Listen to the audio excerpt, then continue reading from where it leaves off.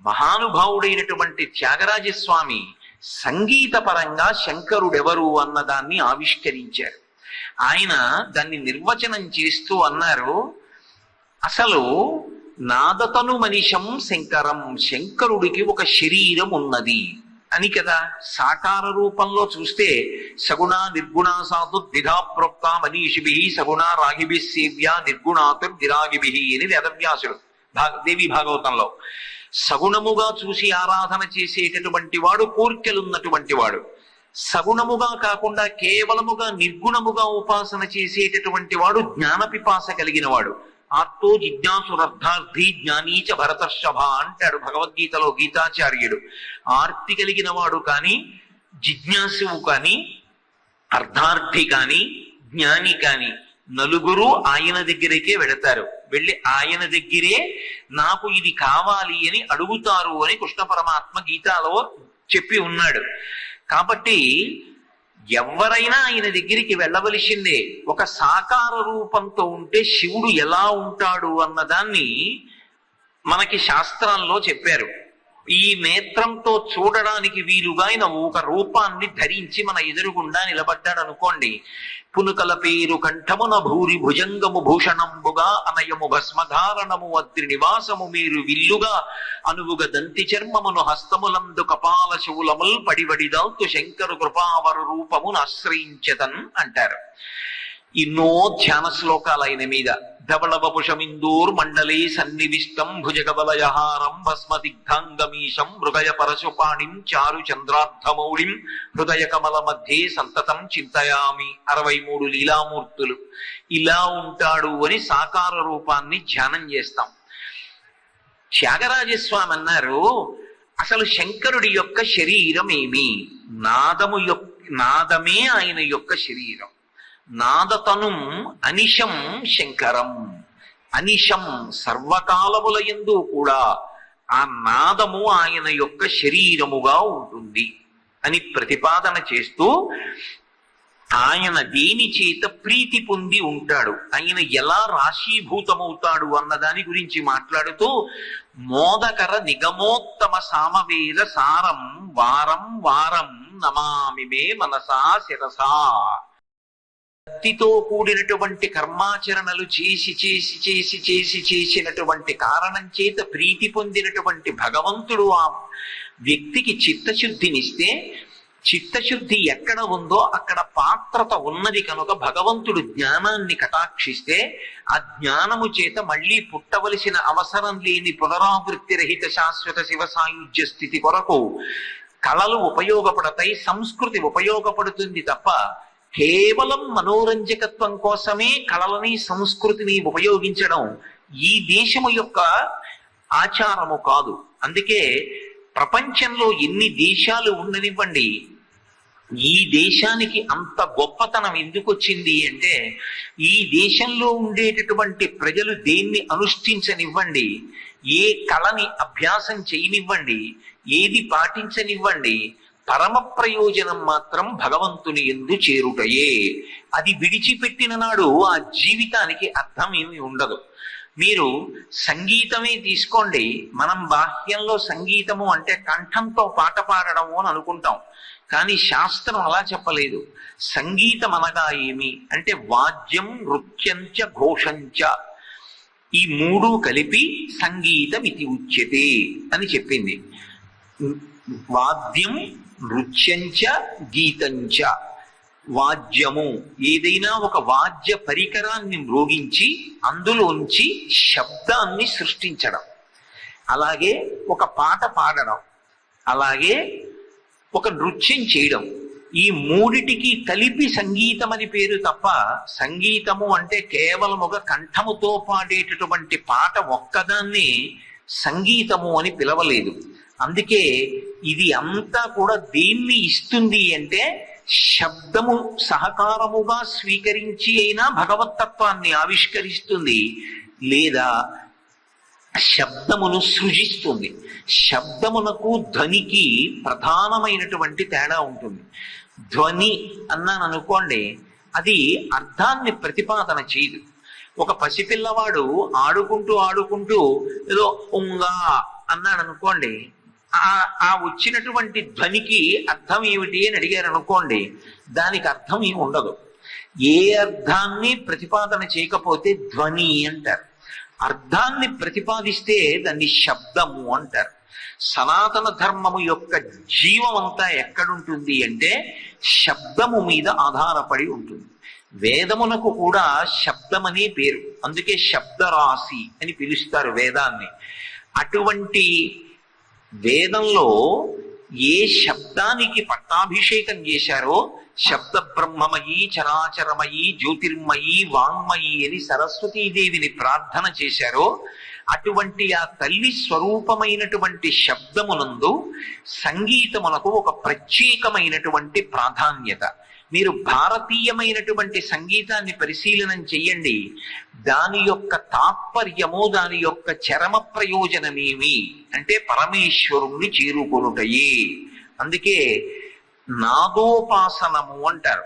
నాదోపాసనం అంటారు తప్ప రంజకత్వం కోసం పాట పాడుతున్నాను అనరు. నాదోపాసన అంటే సమస్త శబ్దము ఎక్కడి నుంచి పుడుతోందో దాన్ని నాదం అంటారు. స్వరము శృతి ఈ రెండు వేరువేరుగా ఉండేటటువంటి ఆస్తిక్య బుద్ధిని విడిచిపెట్టేసి రెండు ఒకటైపోయి అణిగిపోయి హృదయ కుహరంలోకి చేరిపోతే గాయకుడు నిశ్శబ్దంలో ఆ లోపల అనుభవించగలిగినటువంటి స్థితికి నాదమని పేరు. అందుకే ఆ నాదాన్ని ఉపాసన చేస్తారు. ఆ నాదోపాసన ద్వారా చిట్ట చివరికి పరమేశ్వరుణ్ణి చేరుకుంటారు. సంగీతము యొక్క ప్రధాన ప్రయోజనం అదే. అందుకే త్యాగరాజస్వామి సంగీత త్రయంలో ప్రధానమైనటువంటి వ్యక్తి. త్యాగరాజస్వామి, ముత్తుస్వామి దీక్షితార్, శ్యామశాస్త్రి గారు, ఈ ముగ్గురిని సంగీత త్రయం అని పిలుస్తాం. అటువంటి త్యాగరాజు గారు పరమశివుని యొక్క అనుగ్రహం చేత పుట్టినటువంటి కారణజన్ములు. జీవితం అంతా రామచంద్రమూర్తిని ఉపాసన చేసిన వారు. రామోపాసన చేశారు అంటే దాని అర్థం శివద్వేషి అని కాదు. ఉన్న పరబ్రహ్మాన్ని, రాముణ్ణి ఇష్టదైవంగా చూస్తూ ఆయన మీద పాటలు పాడి తరించినటువంటి వ్యక్తి. ఆయన మీద భక్తి ఆయన చేత తనకి ఏ అవసరాన్నైనా తీర్పించగలిగినటువంటిదని, తను ప్రత్యేకంగా తనకి అవసరాలు వస్తాయని ఏదీ సంపాదించి దాచుకోవలసిన అవసరం ఉండదని పండిపోయినటువంటి భక్తితో నమ్మినటువంటి సద్గురువు. అందుకే ఎన్ని తత్వ సంబంధమైన విశేషాలను ఆయన ఆవిష్కరించారు. కేవలం రంజకత్వం కోసం పాడినటువంటి కీర్తనలు కావువి. నేను మీకు ఒక ఉదాహరణ చూపించాలి అంటే, త్యాగరాజస్వామి ఒక చోట అసలు గాన వైభవం గురించి మాట్లాడారు. మాట్లాడుతూ ఆయన అన్నారు, నాదతను మనీషం శంకరం నమామి మే మనసా శిరసా నాదతను మనీషం శంకరం. ఆ శంకరుడు ఎటువంటి వాడు అన్నదానికి ఆయన అన్నారు, నిగమోత్తమ సామవేద సారం వారం వారం. అది నిగమోత్తమం ఎందువల్లయింది అంటే మోదకర, మోదమును ఇవ్వగలిగినది కాబట్టి మోదకర నిగమోత్తమ సామవేద సారం వారం వారం నమామి మే మనసా శిరసా నాదతను మనీషం శంకరం. సద్యోజాతాది పంచవక్త్రజ వర సరిగమ పదని విద్యాలోలం విదళిత కాలం విమల హృదయ త్యాగరాజ పాలం నాదతను మనీషం శంకరం అంటారాయన. శంకరుడెవరు అన్న దాని మీద మహాతత్వవేత్తగా ప్రతిపాదన చేస్తున్నారు. ఒక శంకర భగవత్పాదులు శివుడి గురించి ఎలా చెప్తారో, వేదం శివుడి గురించి ఎలా మాట్లాడుతుందో, పోతన గారు శివస్వరూపము యొక్క తత్వాన్ని అగ్నిముఖంబు పరాపరాత్మకమాత్మ కాలంబు గది రత్నగర్భ పదము శ్వసనంబు నీయుర్పు రసన జలీషుండు దిశలు కర్ణంబులు దివము నాభి సూర్యుండు కన్నులు శుక్లంబు సలిలంబు జఠరంబు జలధులు చెదలు శిరము సర్వౌషధులు రోమచయము శల్యంబు లద్రులు మానసమృతకరుండు చందములు ధాతువులు ధర్మసమితి హృదయమాస్య పంచకము పరిషదాహ్వయంబైన నీరూపు సదసత్వమై శివాఖ్యై స్వయం జ్యోతి ఉప్పు వాద్యమగుచు అని ఎలా ప్రతిపాదన చేశారో, ఆ తత్వం అంతటా నిండి ఉండేది అని ప్రతిపాదన చేసినట్టుగా మహానుభావుడైనటువంటి త్యాగరాజస్వామి సంగీతపరంగా శంకరుడెవరు అన్నదాన్ని ఆవిష్కరించారు. ఆయన దాన్ని నిర్వచనం చేస్తూ అన్నారు, అసలు నాదతను మనిషం శంకరం, శంకరుడికి ఒక శరీరం ఉన్నది అని కదా. సాకార రూపంలో చూస్తే సగుణ నిర్గుణ సాధు ద్విధా ప్రోక్త మనీషిభి సగుణ రాగిభి సేవ్య నిర్గుణాతుర్ విరాగిభి అని వేదవ్యాసుడు దేవి భాగవతంలో. సగుణముగా చూసి ఆరాధన చేసేటటువంటి వాడు కోర్కెలున్నటువంటి వాడు, సగుణముగా కాకుండా కేవలముగా నిర్గుణముగా ఉపాసన చేసేటటువంటి వాడు జ్ఞాన పిపాస కలిగిన వాడు. ఆర్తో జిజ్ఞాసురర్థార్థి జ్ఞానీచ భరతర్షభ అంటాడు భగవద్గీతలో గీతాచార్యుడు. ఆర్తి కలిగిన వాడు కానీ, జిజ్ఞాసువు కానీ, అర్థార్థి కానీ, జ్ఞాని కానీ నలుగురు ఆయన దగ్గరికే వెడతారు. వెళ్ళి ఆయన దగ్గరే నాకు ఇది కావాలి అని అడుగుతారు అని కృష్ణ పరమాత్మ గీతాలో చెప్పి ఉన్నాడు. కాబట్టి ఎవరైనా ఆయన దగ్గరికి వెళ్ళవలసిందే. ఒక సాకార రూపంతో ఉంటే శివుడు ఎలా ఉంటాడు అన్నదాన్ని మనకి శాస్త్రంలో చెప్పారు. ఈ నేత్రంతో చూడడానికి వీలుగా ఆయన ఒక రూపాన్ని ధరించి మన ఎదురుగుండా నిలబడ్డాడు అనుకోండి. పునుకల పేరు కంఠమున భూరి భుజంగము భూషణంబుగా అనయము భస్మధారణము అద్రి నివాసము మీరు విల్లుగా అనువుగ దంతి చర్మమును హస్తములందు కపాల శూలముల్ పడివడిదాల్తు శంకరు కృపావరు రూపమును ఆశ్రయించతన్ అంటారు. ఎన్నో ధ్యాన శ్లోకాలు ఆయన మీద. ధవళ వపుషమిందూర్ మండలే సన్నివిష్టం భుజగవలయహారం భస్మదిగ్ధాంగమీశం మృగయ పరశుపాణిం చారు చంద్రార్థమౌళిం హృదయ కమల మధ్యే సంతతం చింతయామి. 63 లీలామూర్తులు ఇలా ఉంటాడు అని సాకార రూపాన్ని ధ్యానం చేస్తాం. త్యాగరాజస్వామి అన్నారు, అసలు శంకరుడి యొక్క శరీరం ఏమి? నాదమే ఆయన యొక్క శరీరం. నాదతనుం అనిశం శంకరం. అనిశం సర్వకాలములయందు కూడా ఆ నాదము ఆయన యొక్క శరీరముగా ఉంటుంది అని ప్రతిపాదన చేస్తూ, ఆయన దేని చేత ప్రీతి పొంది ఉంటాడు, ఆయన ఎలా రాశీభూతమవుతాడు అన్న దాని గురించి మాట్లాడుతూ, మోదకర నిగమోత్తమ సామవేద సారం వారం వారం నమామి మే మనసా శిరసా. ఎంత అద్భుతంగా మాట్లాడారంటే, నమామి మే నేను నమస్కరించుచున్నాను. ఎలా? మనసా శిరసా, శిరస్సు ఉంచి నమస్కరిస్తున్నాను, మనసుతో నమస్కరిస్తున్నాను. మరి త్రికరణములు ఏకీకృతం ఎక్కడయ్యాయి? 3 ఏకీకృతం అయితే తప్ప అది నమస్కారం కాదు. 3 ఏకీకృతం అవ్వాలంటే మనస్సు, శరీరము, వాక్కు ఈ 3 ఒకటి కావాలి. ఆయన మనసా అంటే లోపల పరమశివుని యొక్క వైభవాన్ని ఊహ చేస్తున్నారు. అందుకని ఆ తత్వాన్ని పరిశీలనం చేసి శిష్యులకు ఆవిష్కరిస్తున్నారు కనుక మనసా బాగుంది. శిరస, శిరస అన్నమాట శరీరానికి గుర్తు.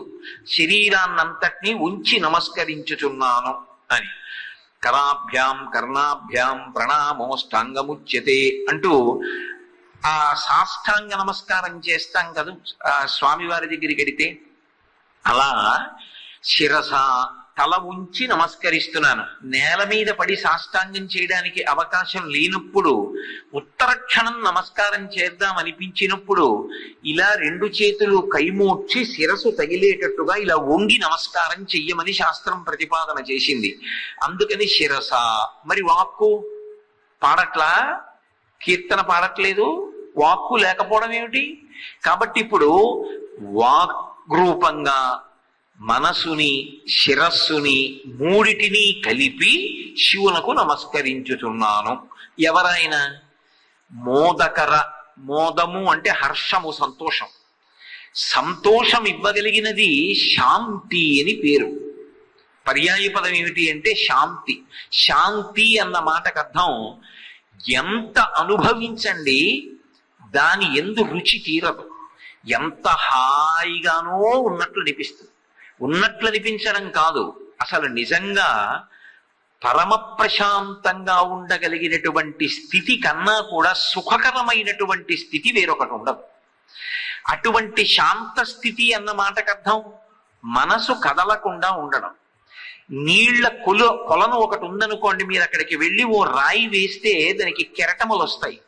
అలా కదిలితే ఉపాసన యందు షోడశోపచారాలతో మనసుని కదిపి మళ్ళీ పరమేశ్వరుడి దగ్గరికి తీసుకొస్తున్నాడు. ధ్యానమునందు మగ్నమైపోయాడు అనుకోండి, మనసు కదలకుండా పరమేశ్వరుణ్ణి పట్టుకుందనుకోండి, అలా ఉన్నప్పుడు పరమ సంతోషం ఇక్కడే ఉద్భుతమవుతుంది. అందుకే సంస్కృతి అన్న మాటకు అర్థం ఏమిటంటే తడి కలిగి ఉండుట అని ఒక అర్థం, ఆర్ద్రత అని. ఒక విత్తనానికి తడి తగిలింది అనుకోండి, అందులోంచి అంకురం వస్తుంది. కళకి సంస్కృతికి ఉండే గొప్పతనం ఏమిటంటే అది అవతల వారి మనస్సులో మంచి అధ్యవసాయముతో కూడుకున్నటువంటి బుద్ధిని నింపుతుంది, శాంతాన్ని నింపుతుంది. శాంతం ఇవ్వగలిగినటువంటి వేదం ఏది? సామవేదం. అందుకే దాని పేరే సామ. సామ అన్న మాటకు అర్థం శాంతి అని. సామగానం చేస్తే వెంటనే శాంతి కలుగుతుంది అని. అందుకే సామగానం దీర్ఘంగా ఊపిరిని పట్టి చెయ్యాలి. అంత స్వరంతో సామగానం చేయడంలో ఒక్కొక్కసారి ఊపిరి బిగపట్టడం కష్టం అవుతుంది, అప్పుడు స్వరభంగం అవుతుంది. మిగిలిన వేదమంత్రాలు చదివేటప్పుడు స్వరభంగాన్ని అనుమతించారు. సామవేదం చదివేటప్పుడు కించిత్ స్వరభంగం జరిగితే దాన్ని పట్టించుకోకూడదు. ఎందుకంటే ఊపిరిని అంత దమ్ము పట్టి అంత జాగ్రత్తగా అంత దీర్ఘంగా పలుకుతారు సామవేదం దగ్గరికి వచ్చేటప్పటికి. అందుకే వేదానాం సామవేదోస్మి అంటాడు కృష్ణ భగవానుడు. వేదాలలో నేనే సామవేదాన్ని అంటాడు. ఆ సామ అంటే శాంతి. సామము పాడితే శాంతి కలుగుతుంది. అందుకే సామగానం జరుగుతోంది అనుకోండి, ప్రశాంతత కలుగుతుంది. సంగీతము సామవేదంలోంచి వచ్చింది. అందుకే సంగీతం యొక్క ఉత్తరక్షణ ఫలితం ఏమిటి అంటే అవతలవాడు ప్రశాంత పడతాడు. ఎవరు ప్రశాంత పడతారు అంటే ఎప్పుడూ అస్థిమితంగా ఉండేవాళ్ళు ప్రశాంత పడతారు. అందుకే ఆ సంగీతం గురించి మాట్లాడుతూ సంగీతమపి సాహిత్యం సరస్వతశ్చాస్తనద్వయం ఏకమాపాతమధురం అన్యదాలోచనామృతం. సరస్వతీదేవి యొక్క 2 స్తనములు సంగీత సాహిత్యములు.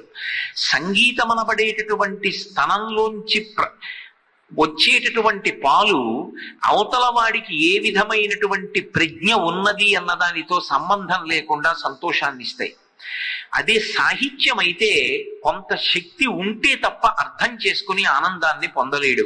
పశుర్వేత్తి శిశుర్వేత్తి వేత్తిగాన రసంఫణి.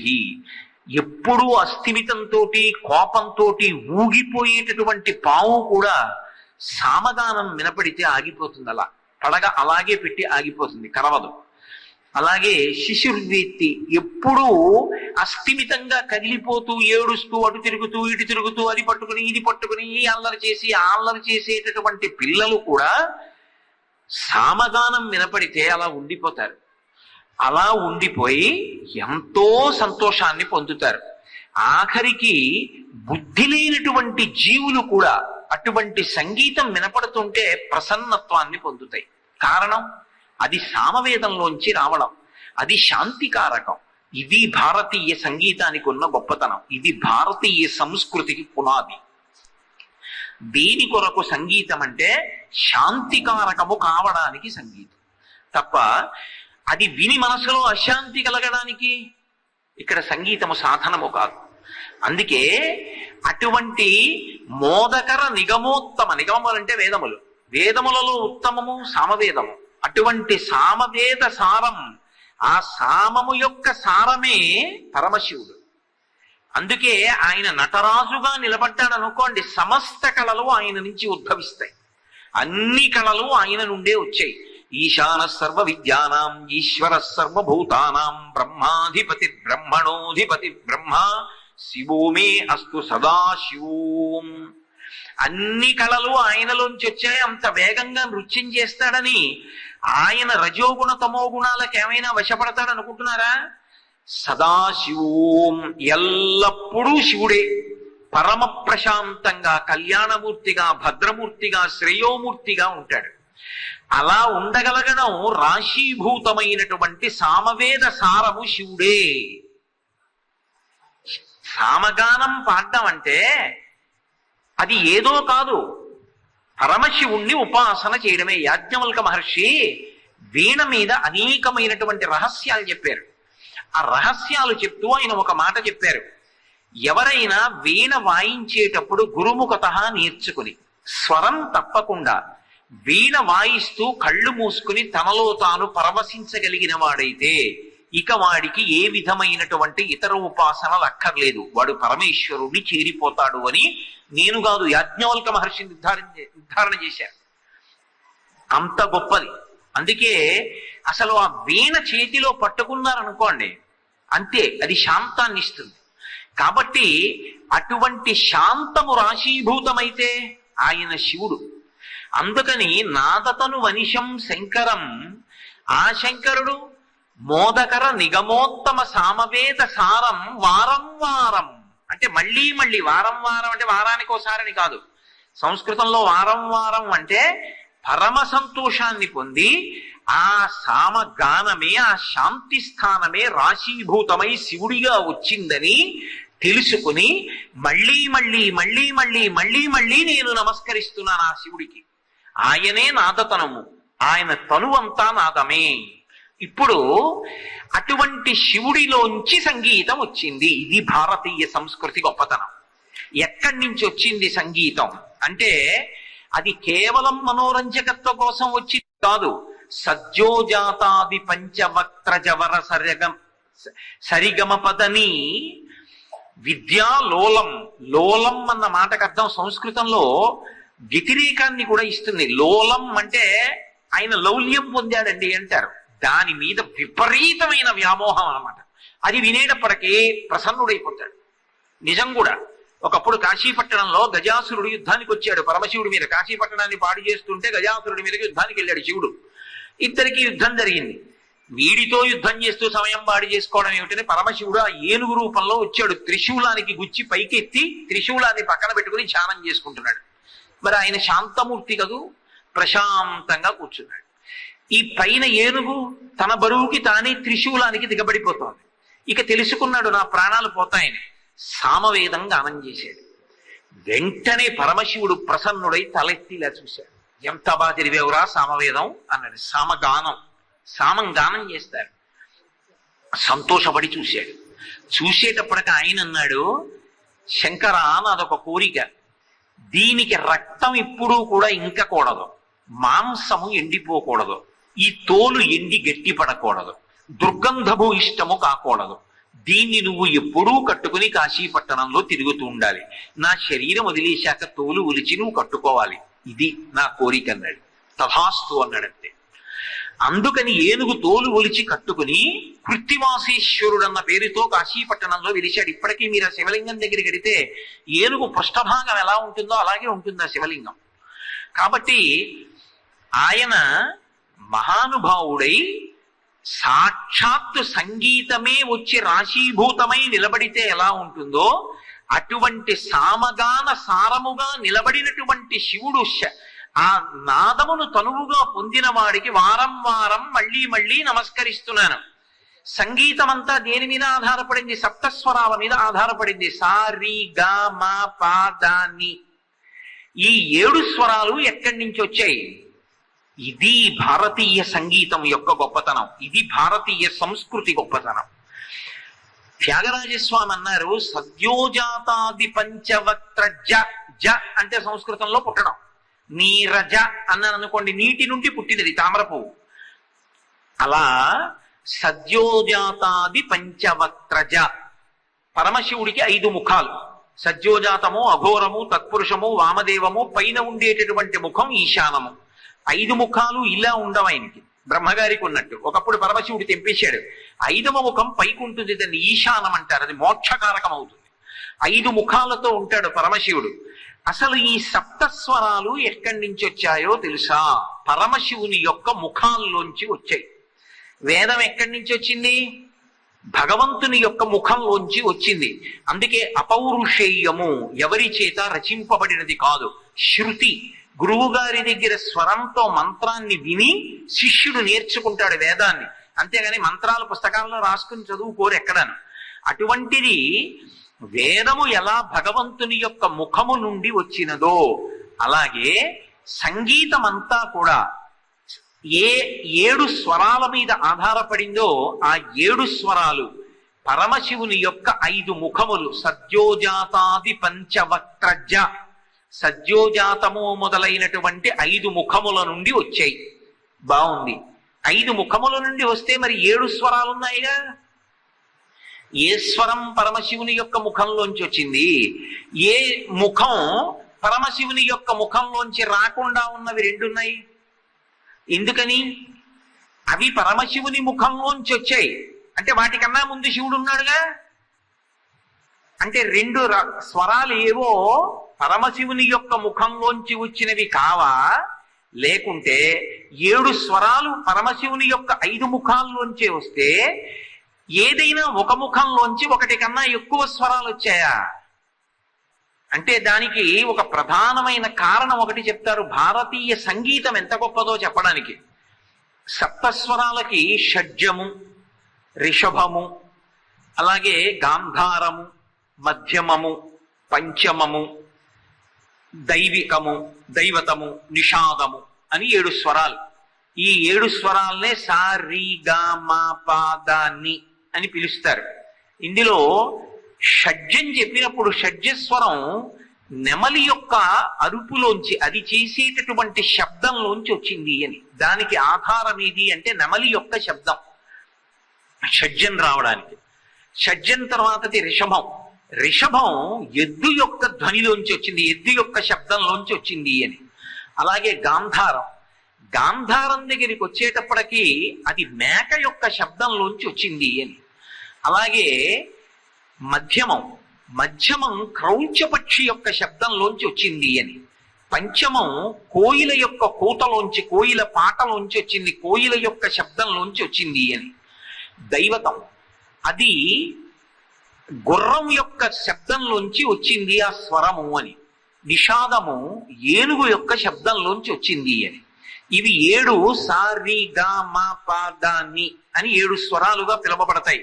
వీటి ఆరోహణ అవరోహణే భగవంతుడి నుంచి విడిపోతే అవరోహణ, మళ్ళీ పైకి ఎక్కితే ఆరోహణ ఈశ్వరుని యందు ఐక్యం అవడం. దానికి సంగీతం పనికి రావాలి అని. ఇందులో 5 స్వరాల్లో 2 స్వరాలు మాత్రం షడ్జం, పంచమం, ఈ 2 శివుని యొక్క 5 ముఖాల్లోంచి రాలేదు. మిగిలిన 5 శివుని యొక్క 5 ముఖాల్లోంచి వచ్చాయి. ఆ రెండు పరమశివుడు ఎప్పుడున్నాడో అప్పుడే ఉన్నాయి ఆ 2 స్వరాలు. అందుకే షడ్జం, పంచమం ప్రకృతి స్వరాలు, మిగిలిన 5 వికృతి స్వరాలు. వికృతి స్వరాలు శివుని యొక్క ముఖంలోంచి వచ్చాయి. ప్రకృతి స్వరాలు 2 అనాది, అవి ఎప్పుడున్నాయో ఎవ్వరికీ తెలియదు. భగవంతుడు ఎప్పుడున్నాడని నువ్వు పిలుస్తున్నావో ప్రకృతి స్వరాలు 2 కూడా సాప, ఈ 2 అలాగే అనాదిగా ఎప్పటి నుంచో ఉన్నాయి. కాబట్టి సద్యోజాతాది పంచవక్త్రజ వర సరిగమ పదని సప్తస్వర విద్యాలోలం విదలిత కాలం. కాలుణ్ణి కూడా చంపినటువంటి వాడు, కాలాతీతుడైన వాడు, యముణ్ణి కూడా చంపినటువంటి వాడైనటువంటి శివుడున్నాడే, ఆయన విమల హృదయ త్యాగరాజ పాలం. విమలమైనటువంటి మనస్సున్న త్యాగరాజుని పరిపాలించేటటువంటి నాదతను మనిషం శంకరం నమామిమే మనసా శిరస. అంటే ఇప్పుడు భారతీయ సంగీతానికి ఆధారభూతములైనటువంటి సప్తస్వరాల్లో 2 స్వరాలు ప్రకృతి స్వరాలు ఎప్పుడున్నాయి? భగవంతుడు ఎప్పుడున్నాడని నువ్వు పిలుస్తున్నావో ఆ 2 స్వరాలు కూడా అప్పుడే ఉన్నాయి. అంటే భారతీయ సంగీతము ఎంత అనాది అయినటువంటి సంగీతం. అందుకే మంగళంపల్లి బాలమురళీకృష్ణ గారు ఒకప్పుడు ఫ్రాన్స్ వెళ్ళారు. ఫ్రాన్స్ వెళ్ళి కచేరీ చేస్తున్నారు. చేస్తుండగా ఒక అతను ఫ్రెంచ్ భాషలో అప్పటికప్పుడు ఒక పాట రాశాడు. పాట రాసి బాలమురళీకృష్ణ గారికి ఇచ్చాడు. ఇచ్చి ఈ పాట పాడండి అన్నాడు. భారతీయ సంగీతంలో శాస్త్రీయ సంగీతానికి అది ఇముడుతుందా? వెంటనే ఆయన ఒకసారి రాసిన పాట చదివారు. చదివి భారతీయ సంగీతంలో సప్తస్వరాల్లోకి, రాగాలలోకి, తాళంలోకి దాన్ని తీసుకొచ్చి ఫ్రెంచ్ భాషలో వ్రాయబడినటువంటి దాన్ని అత్యద్భుతంగా ఆలాపన చేశారు, అద్భుతంగా గానం చేశారు. ఫ్రెంచ్ ప్రభుత్వం తెల్లబోయింది, ఫ్రెంచ్ దేశస్థులు తెల్లబోయి ఆయనకి గొప్ప బిరుదిచ్చి సత్కరించారు. భారతీయ సంగీతములోనికి ఇమడనటువంటి ఇతర సంగీతము లేదు. భారతీయ సంగీతము వ్యగ్ర సంగీతములలోకి ఇమడదు. అది మన దేశ సంస్కృతి యొక్క గొప్పతనం. అటువంటి సంస్కృతికి మనం వారసులం అన్నప్పుడు ఒక త్యాగరాజస్వామికి, ఒక ముత్తుస్వామి దీక్షితారికి, ఒక శ్యామశాస్త్రికి, ఒక బాలమురళీకృష్ణ గారికి నమస్కారం చేయకుండా ఎలా ఉండగలం? అది మన గొప్పతనం. అది నాదతను మనిషం శంకరం. ఆ శంకరుడి యొక్క శరీరము నాదము. అందుకే శంకరాచార్యుల వారైతే శివానంద లహరిలో అంటారు, సంధ్యారంభ విజృంభితం అంటారు. సంధ్య అంటే చీకటి వెళ్ళిపోయి సూర్యుడు వస్తున్నాడు అనుకోండి, ఆ మధ్యలో ఉన్నటువంటి కాలంలో ఆకాశం ఎర్రబడుతుంది, ప్రాతః సంధ్య. మధ్యాహ్నం నడినెత్తి మీదకి వస్తాడు, అప్పుడు మాధ్యాహ్నిక సంధ్య. సాయంకాలం చీకటి వస్తూ ఉంటుంది, పగటి వేళ వెళ్ళిపోతూ ఉంటుంది, అప్పుడు మళ్ళీ ఆకాశం ఎర్రబడుతుంది, అప్పుడు మళ్ళీ సాయం సంధ్య. ఏ రెండు అయినా సరే ఒక అవస్థలోంచి ఇంకొక దాంట్లోకి మారుతున్నటువంటి మధ్యకాలానికి సంధ్య అని పేరు. పగలు పూర్తయి చీకటి వస్తోంది, దోషం అంటే చీకటి అని ఒక అర్థం సంస్కృతంలో. ప్రదోషం చీకటికి ముందు వెలుతురు అస్తమిస్తున్నటువంటి కాలం. ఈ రెండిటికి మధ్యలో ఉంది కాబట్టి ప్రదోషం సంధ్యాకాలం. అటువంటి సంధ్యాకాలం ఒకటి ఉంటే తప్ప అసలు విజృంభణం అన్నది ఉండదు. సంధ్యాకాలమునందు నిశ్శబ్దం ఉంటుంది. ఇప్పుడు నేను ఉపన్యాసం చెప్తున్నాను అనుకోండి, నేను ఉపన్యాసం ప్రారంభం చేసిన దగ్గర నుంచి ఉపన్యాసానికి మంగళం చెప్పే వరకు ఏకధాటిగా చెప్పను. ఎందుకు చెప్పను అంటే, నేను ఉపన్యాసం చెప్పాలి అంటే నా లోపల ఊపిరి ఉండాలి. ఆ ఊపిరిని వాక్కుగా వ్యయం చేస్తే మాట్లాడతాను. మాట్లాడాలి అంటే నా ఊపిరి అయిపోతుంది అనుకోండి, వాక్య నిర్మాణంలో అస్తవ్యస్తంగా ఉండకుండా ఉండడానికి అర్థ ప్రతిపాదకంగా నేను వాక్యాన్ని ఎక్కడ ఆపచ్చో చూసుకుని అక్కడ ఒక్కసారి ఆపి ఊపిరి తీసుకుంటాను. ఆ ఊపిరి తీసుకుంటున్నప్పుడు నిశ్శబ్దం ఉంటుంది, వాక్య నిర్మాణం ఉండదు, శబ్దం ఉండదు బయట. కానీ దాని నిశ్శబ్దం అందరూ వాక్యం అనే అంటారండి. అప్పుడు మేము మాట్లాడుకోవచ్చా అండి అని ఎవరు అడగరు. ఆ మధ్యలో ఉన్న నిశ్శబ్దం ఉందే, అది ఉపన్యాసంలోకి వెళ్ళిపోయినట్టే. ఆ నిశ్శబ్దం లేకపోతే వాక్యాన్ని నిర్మించడం కుదురుతుందా? మాట్లాడగలనా? మాట్లాడలేను. ఊపిరి తీసుకోవడానికి వ్యవధానం తీసుకుంటే మళ్ళీ లోపల నుంచి వాక్కులు పైకొస్తాయి. అలా సంధ్య మారుతుంటే కాలము నడుస్తూ ఉంటుంది. కాలము నడిస్తే శుక్లపక్షం కృష్ణపక్షం నడిచి మాసములు నడిస్తే ఋతువులు నడుస్తాయి. ఋతువులు నడిస్తే సుఖము దుఃఖము అనుభవంలోకి వస్తుంది. బయట వర్షం పడాలి, భాద్రపద మాసం పడలేదనుకోండి, అన్నం ఎలా దొరుకుతుంది? దాహం ఎలా తీరుతుంది? భూగర్భ జలాలు ఎలా నిండుతాయి? కుదరదు. అందుకని ఎప్పుడు ఏది పడాలో అది పడాలి అంటే సంధ్యల యందు కాలం మారిపోతూ ఉండాలి, నడుస్తూ ఉండాలి. ఈ నడకకి సంధ్య ప్రధానం. సంధ్యారంభ విజృంభితం అని శంకరులు అంటారు. సంధ్యాకాలంలో శివుడు నాట్యం చేస్తాడు అంటారు. ఎక్కడుంటాడు అసలు శివుడు? సంధ్య.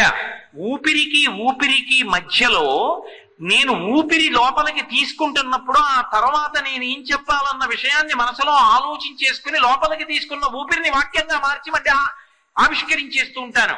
ఆ మధ్యలో ఆయన లోపల విజృంభిస్తూ ఉంటాడు. సంధ్యారంభ విజృంభితం. అది ఎప్పుడు పైకి మాట్లాడితే. సంగీతంలో అయితే శృతి స్వరము శబ్దంగా పైకొచ్చి వెనక్కిడతాయి. వెనక్కి వెళ్ళిపోయి రెండుగా ఉన్నవి ఒకటిగా మారిపోతాయి. మారిపోయి లోపల అణిగిపోతాయి.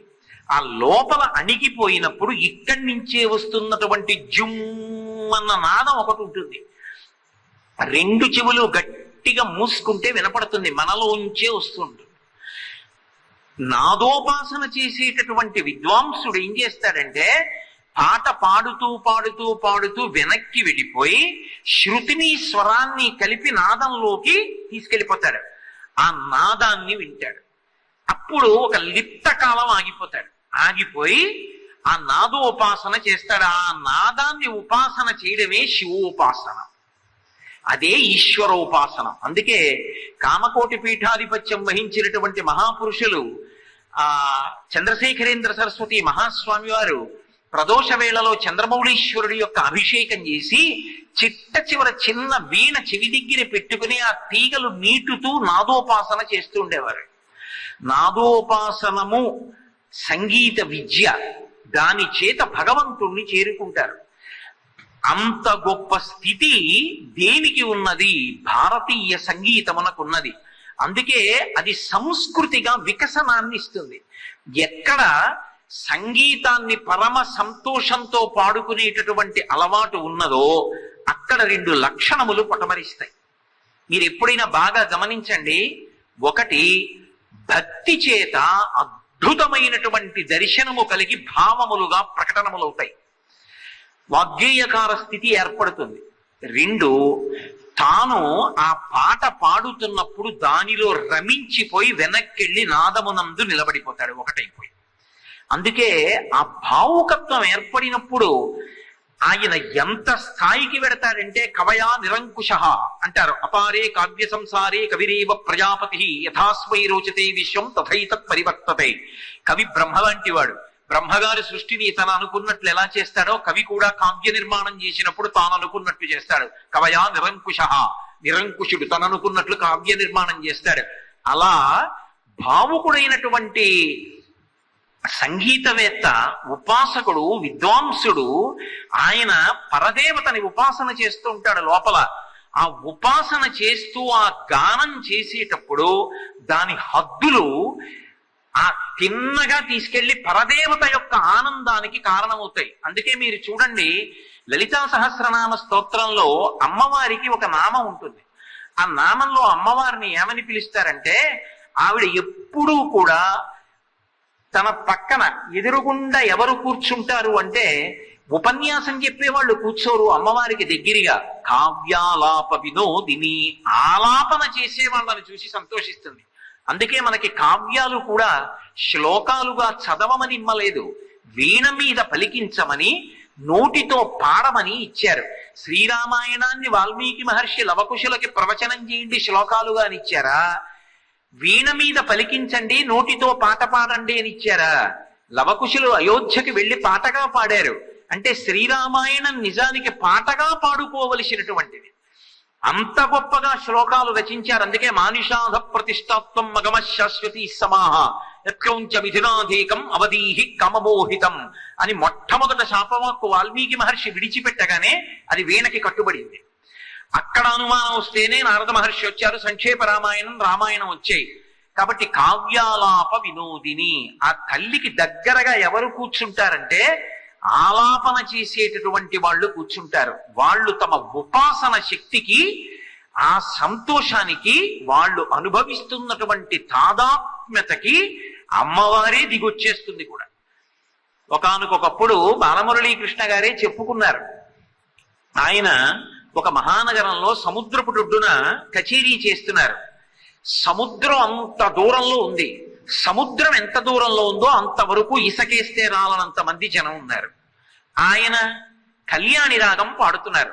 కళ్యాణి రాగం అంటే ఆయనకి విశేషమైనటువంటి ప్రీతి. 1 గంట 20 నిమిషముల సేపు తనని తాను మర్చిపోయి కళ్యాణ రాగాన్ని ఆలాపన చేశారు. ఆయన కళ్యాణి పాడుతూ సింధు భైరవి తీసుకొస్తారు, సింధు భైరవి పాడుతూ కళ్యాణి రాగం తీసుకొస్తారు. కారణజన్ముడు మహానుభావుడు కాబట్టి కళ్యాణి రాగం 1 గంట 20 నిమిషాల ఆలాపన చేశారు. మహాసౌందర్య రాశి అయినటువంటి ఒక పిల్ల తెల్లటి బట్టలు కట్టుకుని కొప్పు నిండా పువ్వులు పెట్టుకుని అంతమంది జనంలోంచి నడిచొస్తుంటే అందరూ దారి వదిలిపెట్టేశారు. దారి వదిలిపెట్టేస్తే ఆ పిల్ల తిన్నగా వచ్చి బాలమురళీకృష్ణ గారి పక్కన కూర్చుంది వేదికకి. బాలమురళీకృష్ణ గారు చూశారు, ఓ నేను ఏ కళ్యాణి రాగాన్ని ఉపాసన చేశానో ఆ రాగమే సాకారమై నడిచొచ్చి నా పక్కన కూర్చుంది అని సంతోషించి అప్పటికప్పుడు కచేరీలో వెంటనే రచన చేసి ఆసువుగా కవిత్వం చెప్పారంటారే, అలా కళ్యాణి రాగం మీద ఓ కీర్తన చేశారు. ఆ రాగం మీరు ఎప్పుడైనా విన్నారో లేదో, ఆ కీర్తన పరమాద్భుతమైనటువంటి కీర్తన. నేను పరవశించి పాడుకున్నాను, కళ్యాణి రాగిని నువ్వు వచ్చి కూర్చున్నావు, ఎంత సొగసైన దానవమ్మా అని పిలిచి ఆయన ఒక మాట చెప్తారు. నేను ఈ రాగాన్ని ఆలాపన చేసి చేసి చేసి చేసి భావుకత్వంతో ఆకాశానికి ఎగిరిపోయాను. ఎగిరిపోయి అక్కడ పాడుతున్నాను. అంతకు ముందు చంద్రుడికి కళలు తగ్గడం కళలు పెరగడం లేవు. నేను అంబర వీధికి ఎగిరి పరమ సంతోషంతో ఆలాపన చేస్తుంటే అమృతం కలిగినటువంటి శరీరంగా ఉన్నటువంటి ఆ చంద్రుడు కరిగిపోయి ముద్దయిపోయి నవనీతమైపోయి కరిగిపోయాడు. అప్పటి నుంచి కళలు తరగడం కళలు పెరగడం మొదలయ్యాయి. నక్షత్రాలు మిణుకు మిణుకుమంటూ ఇలా ఊగుతున్నట్టుంటాయి, అంతకు ముందు లేదు. నేను అంబరవీధికి ఎగిరి కళ్యాణి రాగాన్ని ఆలాపన చేసినప్పుడు చుక్కలు ఊగడం మొదలెట్టాయి. నేను తిరిగి మళ్ళీ వెనక్కి వచ్చి వేదిక మీద కూర్చున్న తరువాత కళ్యాణి ప్రీతి పొంది అంతర్ధానమైందని, ఆ కళ్యాణి రాగం పాడుతున్నప్పుడు కళ్యాణి రాగమే పరవశించి అరమోట్పు కన్నులతో కూర్చునుంటే ఆమె అందాన్ని చూసి బ్రహ్మగారు నేను ఇటువంటి మూర్తిని సృష్టిలో చెయ్యలేకపోయానని సిగ్గుపడ్డాడని ఆయన ఒక అద్భుతమైన కీర్తన అప్పటికప్పుడు ఆలాపన చేసి పాట పాడారు. ఇది భారతీయ సంగీతం యొక్క గొప్పతనం. కొంతమంది మహాపురుషులకు ఆ రాగములు రాగిణులై దర్శనమిచ్చాయి. అంటే భారతీయ సంస్కృతికి పునాది అయినటువంటి కళలలో ఎంత భగవత్ తత్వాన్ని ఉపాసన చేయడం ఉందో, అసలు ఆ పాట పాడుతూ పాడుతూ వెనక్కి వెళ్ళిపోయి ఎంత గొప్ప గొప్ప స్థితులను అనుభవించారో అర్థం చేసుకోవచ్చు. ముత్తుస్వామి దీక్షితారు వారి జీవితంలో పరమాద్భుతమైనటువంటి సన్నివేశం. చిదంబర యోగి అని ఆయన గురువు గారు కాశీపట్టణంలో ఎంత కాలమో ఆయన్ని సేవించారు. తల్లిదండ్రుల్ని విడిచిపెట్టి వెళ్ళిపోయి బ్రహ్మచారిగా ఉండగా ఒకానొక నాడు గురువుగారు పిలిచి, నాయనా ముత్తుస్వామి దీక్షితార్, నువ్వు నేను విడిపోయేటటువంటి కాలము సంప్రాప్తమైపోతోందిరా అన్నారు. అయ్యో గురువుగారు అంత మాటనకండి, కాశీపట్టణ వాసం, విశ్వనాథాభిషేకం, విశాలాక్షి దర్శనం, అన్నపూర్ణ సేవనం, గురువు గారి శుశ్రూష, ఇంతకన్నా జీవితంలో నాకేం కావాలి? అటువంటి అమంగళకరమైన మాటలు అనవద్దన్నారు. అమంగళం కాదురా నాయనా, జాతస్య హి ధ్రువో మృత్యు ధ్రువం జన్మమృతస్య చ. శరీరంతో వచ్చినవాడు శరీరాన్ని విడిచిపెట్టవలసిందే, బెంగ పెట్టుకోకు. ఇవాళ నేను ముందు స్నానం చేయడం కాదు, ఎందుకంటే గురువు గారు స్నానం చేసి బయటికి వచ్చే వరకు శిష్యుడు ఉండి గురువు గారు విప్పిన తడి బట్ట పిడవాలి. గురువు గారు కట్టుకోవలసిన పొడి బట్ట గురువు గారికి అందించాలి. శుశ్రూష అంటారు. రామాయణం అక్కడే ప్రారంభం అవుతుంది, వాల్మీకి తమసానది స్నానానికి వెళ్ళడం దగ్గర. కాబట్టి గురువు గారు నేను మీ శుశ్రూష చేసుకుంటానని వారు దీక్షితారు వారు. ఆ రోజున చిదంబరనాథ యోగి అన్నారు, ఇవాళ నేను కాదు, నువ్వు ముందు స్నానం చెయ్యి, కొంచెం లోపలికి వెళ్ళు, గంగలోకి మునుగు, చేతులు పెట్టి తడు, నీకేది కనపడితే పైకి తీ అన్నారు. గురువు గారి ఆజ్ఞ మేరకి ముత్తుస్వామి దీక్షితారు వెళ్లి గంగా నదిలో మునిగారు. మజ్జనం అంటారు, తల మునగాలి. స్నానం చేసి చేతులు పెట్టి తడిమారు. చేతికి ఏదో తగిలింది, పైకెత్తారు. యాళి అని పౌరాణిక మృగం, ఇప్పటికీ కంచి వరదరాజస్వామి దేవస్థానంలో స్తంభాల మీద అద్భుతంగా చెక్కబడి ఉంటుంది. ఆ యాళి అన్ని వీణలకి కిందకుంటుంది. ఇలాగా యువతల పెద్ద గుమ్మడికాయ వంటి ఇది ఉంటుంది, యువతల వైపు చిన్న గుమ్మడికాయ ఉంటుంది ఉండి వీణ మీద ఇలా చివరికి కిందకి చూస్తూ ఉంటుంది. దాన్ని యాళి, పౌరాణిక మృగం అంటారు దాన్ని. ఒక్క దీక్షితారు వారికి గంగా ప్రసాదంగా దొరికినటువంటి వీణకి మాత్రం యాళి పైకి ఉంటుంది. అందుకే మీరు ఎప్పుడైనా దీక్షితారు వారి యొక్క మూర్తిని చూడండి, ఆ మూర్తిలో ఆయన పట్టుకున్నటువంటి వీణ యాళి పైకి ఉంటుంది. ఇలా అందరి వీణల్లా కిందకు ఉండదు. దాని మీద శ్రీరామ అని వ్రాయబడి ఉంది. గంగా ప్రసాదం ఆ వీణ తెచ్చుకున్నారు. ఎంతటి అద్భుతమైన జీవితాలు గడిపారంటే నిత్యతృప్తులు. నాకు ఇది లేదన్న భావన లేదు. ఆ సంగీతం పాడుకుంటూ పరవశించిపోయేవారు. ఆ పరవశించిపోవడంలో నాకు ఇది ఉందా ఇది లేదా అన్న భావన లేదు. దీక్షితారు వారి భార్యకి ఒక కోరిక పుట్టింది. అయ్యో, ఇంత గొప్ప వాగ్గేయకారుడే నా భర్త, చక్రవర్తులు కూడా నమస్కారం చేస్తారే, బంగారు నగలు పుచ్చుకుంటే రాజుల దగ్గర ఒంటి నిండా పెట్టుకోవచ్చు, ఈయనకి ఆ కోరిక కలగదు, ఎప్పుడూ అమ్మవారి మీద అలా కీర్తనలు చేసుకుంటూ ఉంటారని ఒక రోజు అడిగింది. ఏమండి, లక్ష్మీదేవి మీద కీర్తన చేయకూడదా? ప్రసన్నురాలై నాకు నగలిస్తుంది. అలాగే కీర్తన చేస్తాను లేవే అని దీక్షితారు వారు ఆ రాత్రి లక్ష్మీదేవి మీద కీర్తనలు చేసి పడుకున్నారు. పడుకుంటే ఆ రోజు రాత్రి దీక్షితారు వారి భార్య కలలో దీక్షితారు వారు లక్ష్మీదేవిగా కనపడ్డారు. కనపడి ఆ లక్ష్మీదేవి అంది, పిచ్చిదానా, పుంస్వరూపంతో నేనే నీ భర్త రూపంలో ఉన్నాను, అటువంటి మహాపురుషుడికి భార్య అయ్యావు, నగల గొప్పవి, అటువంటి వాడికి అన్నం వండి పెడుతున్నావు, అటువంటి వాడి కాళ్ళు పడుతున్నావు, అటువంటి వాడికి భార్యను నిపించుకున్నావు, ఇంకా నగల కోసం కోరికుందా అని అడిగింది. ఆవిడ తెల్లబోయి లేచి వచ్చి దీక్షితారు వారి పాదముల మీద పడి, మీ వంటి భర్త నాకు లభించడన్న అదృష్ట విశేషం అన్నారు. మహానుభావుడు ఆ తిరుత్తణి కొండ మీద కూర్చుని కీర్తన చేస్తుంటే సుబ్రహ్మణ్యుడు వృద్ధ బ్రాహ్మణ రూపంలో వచ్చి, ఏది ముత్తుస్వామి అని పిలిచాడు. నా పేరు ఎవరికి తెలుసా? ఈ కొండ మీద అనుకున్నారు. అప్పటి వరకు కాశీపట్టణంలో ఉన్నారు. ఎవరా అని కళ్ళు తెరిచి చూశారు. ఏది నాలుక చాపు, నేను నాలిక మీద వేసింది చప్పరించి మింగే వరకు కళ్ళు తెరవకు అన్నారు. నాలిక చాపారు, కాస్త పటికి బెల్లం వేశారు, చప్పరించి కళ్ళు తెరిచారు. అంతే, ఇక కనపడలేదు. ఓ సుబ్రహ్మణ్యుడే బ్రాహ్మణ రూపంలో వచ్చి నా నాలుక మీద పంచదార పటికి బెల్లం గడ్డలు వేశాడని వెంటనే ఆ తిరుత్తణి కీర్తనలు అంటారు. సుబ్రహ్మణ్యేశ్వర స్వామి వారి మీద కీర్తనలు చేశారు. చిట్ట చివర కూడా పశుపాశ విమోచని కామాక్షి అని కీర్తన చేస్తూ, అమ్మా కామాక్షి, పశుపాశములను కోసివెయ్యగలిగినటువంటి దానివి. పశువు అంటే పాశము చేత కట్టబడుతుంది. శంకరాచార్యుల వారు సౌందర్యలహరి చేస్తూ అంటారు, చిరంజీవన్నీ వక్షపిత పశుపాశ వ్యతికర పరానందాభిక్యం రసయతి రసం తద్భజనవాన్ అంటారు. పశుపాశములను తెగ కోసేస్తుంది తల్లి. మనందరం పశువులమే, మీరు మరోలా అనుకోకపోతే. పశువు అంటే పాశము చేత కట్టబడుతుంది. నాకు పాశమే ఉందండి అంటారేమో. మనం చేసుకున్నటువంటి కర్మలే, గత జన్మ కర్మలే మనకి పాశములు. అది జన్మ స్తంభం, దానికి కట్టబడడం జనన మరణములు. అలా తిరుగుతూ ఉంటాం చేసుకున్న కర్మల యొక్క ఫలితాన్ని అనుభవిస్తూ. కర్మపాశములను తెగ కోసి నువ్విక పశువువి కాదని పశుపతి ఎందు కలిపేస్తుంది ఆ తల్లి. అటువంటి అద్వైత మోక్షాన్ని ఇవ్వగలిగినటువంటి తల్లి, కైవల్యాన్ని ఇవ్వగలిగినటువంటి తల్లివి కామాక్షి, నా పశుపాశములను తీసేయమ్మా అని కీర్తన చేస్తున్నారు. శిష్యులందరూ ఎదురుగుండా కూర్చుని ఉన్నారు.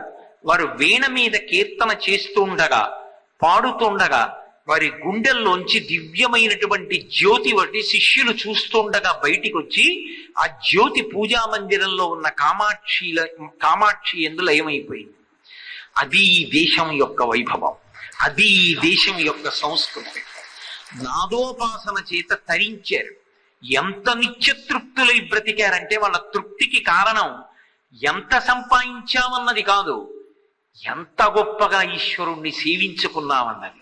అందుకే త్యాగరాజస్వామి భిక్షాటన కొరకు వెడుతుంటే మహారాజ ప్రతినిధులు వచ్చి రత్నాలు వేస్తే ఇవి తింటానా ఏమి అని పెంట కుప్పలో పారేసి నిధి చాలా సుఖమా, రాముని సన్నిధి చాలా సుఖమా అని కీర్తన చేసుకున్నారు మహానుభావుడు. మన దేశంలో సంగీత విద్వాంసులు అంటే నాదోపాసన చేసి పరమేశ్వరుని యందు చేరిపోవడానికి దాన్ని ఒక సాధనంగా స్వీకరించారు. బాహ్యమునందు రంజకత్వం ఉంటుంది, రంజకత్వం లేకపోవడం అనేటటువంటిది ఉండదు. మనస్సుకి ఉల్లాసం కల్పిస్తుంది, కానీ అది దాని యొక్క పరమ ప్రయోజనం మాత్రం కాదు. దాని పరమ ప్రయోజనం ఏది? ఈశ్వరుని యందు చేరిపోవుటయే. అందుకే ఉపాసన అన్న మాట సంగీతానికి కూడా అన్వయమైంది. ఉప ఆసన, ఆసన అంటే ఇది. ఇందులో నిలబడ్డాననుకోండి, నేను అక్కడ ఉంటానని నమ్మకం లేదు, వెళ్ళిపోవచ్చు. నేను అక్కడికి వెళ్ళి జ్యోతి ప్రజ్వలన చేశాను, అక్కడ ఉన్నానా? కదిలి వచ్చి ఇక్కడ ఉన్నాను. ఇందులో కూర్చున్నాను అంటే కొంతసేపు ఉంటాను. కొంతసేపు ఉండి మంగళం చెప్పి లేచాను అనుకోండి, ఇక ఇక్కడ ఉన్నాను, వెళ్ళిపోతాను. కూర్చున్నాడు, అక్కడ ఉంటాడు. ఆసన, పరమేశ్వరుడు కూర్చుని ఉన్నాడు. ఎక్కడ? ఇక్కడ. ఇక్కడే కూర్చున్న పరమేశ్వరుణ్ణి తెలుసుకోవడానికి అంతర్ముఖత్వాన్ని పొంది దగ్గరగా జరగడం, సమీపమునకు వెళ్ళడం ఉపాసన. ఆయనకి దగ్గరగా జరుగుతున్నావు. బయట ఎక్కడ వెతుకుతావు? అంతర్ముఖ సమారాధ్య బహిర్ముఖ సుదుర్లభ. బయట దొరుకుతుంది ఆవిడ. అంతర్ముఖత్వాన్ని పొందితే దొరుకుతుంది. ఆ ధ్యానమునందు లోపలికి వెడితే ఆ నిశ్శబ్దంలో అక్కడ కూర్చుని లోపలికి ప్రయాణం చేస్తే అక్కడ ఆ అమ్మవారి యొక్క పాద మంజీరముల యొక్క సవ్వళ్ళు వింటూ మరాళి మందగమన మెల్లగా నడుస్తున్నటువంటి అమ్మవారి యొక్క పాదముల జంటవంక చూసి యోగి పారవశ్యాన్ని పొందుతాడు. అలా లోపలికి వెళ్ళారు విద్వాంసులందరూ. నాదోపాసన చేసి శబ్దము ఎక్కడి నుంచి పైకొస్తోందో ఆ స్థానానికి వెళ్ళిపోయారు. వెళ్ళిపోయి ఆ స్థానమునందు లయమైపోయారు. అందుకే భారతీయ సంస్కృతినంతటినీ ఉద్దీపింపచేసినటువంటి ప్రధానమైన కళలలో ఒకటి సంగీతం. అటువంటి సంగీతం దేనికి పనికొచ్చింది అంటే భగవంతుణ్ణి చేరుకోవడానికి పనికొచ్చింది. అందుకే దాన్ని అంత పరమ పవిత్రంగా చూశారు. అసలు ఆ పాట పాడుకోవడం వచ్చినవాడు ఆ పాటకి కాసేపు ఆ స్వరాలు వేస్తూ ఆనందాన్ని పొందేస్తూ సభనంతటినీ కూడా ఎంత ఆనంద పెట్టేస్తారో. అదిగో ఆ స్థితికి వెళ్ళడం అంటే అది ఉపాసన. అది భగవతి యొక్క అనుగ్రహము ఎవరి యందు ప్రకాశిస్తుందో వారు అటువంటి స్థితికి చేరుకోగలరు. వారు అటువంటి అద్భుతమైనటువంటి స్థానమునందు నిలబడగలరు. మన ఆంధ్రదేశం నిజంగా గర్వపడాలి. చలనచిత్ర సీమలో పాటలు పాడినప్పటికీ తగినంత నేపథ్యం లేకుండా పాడలేదు.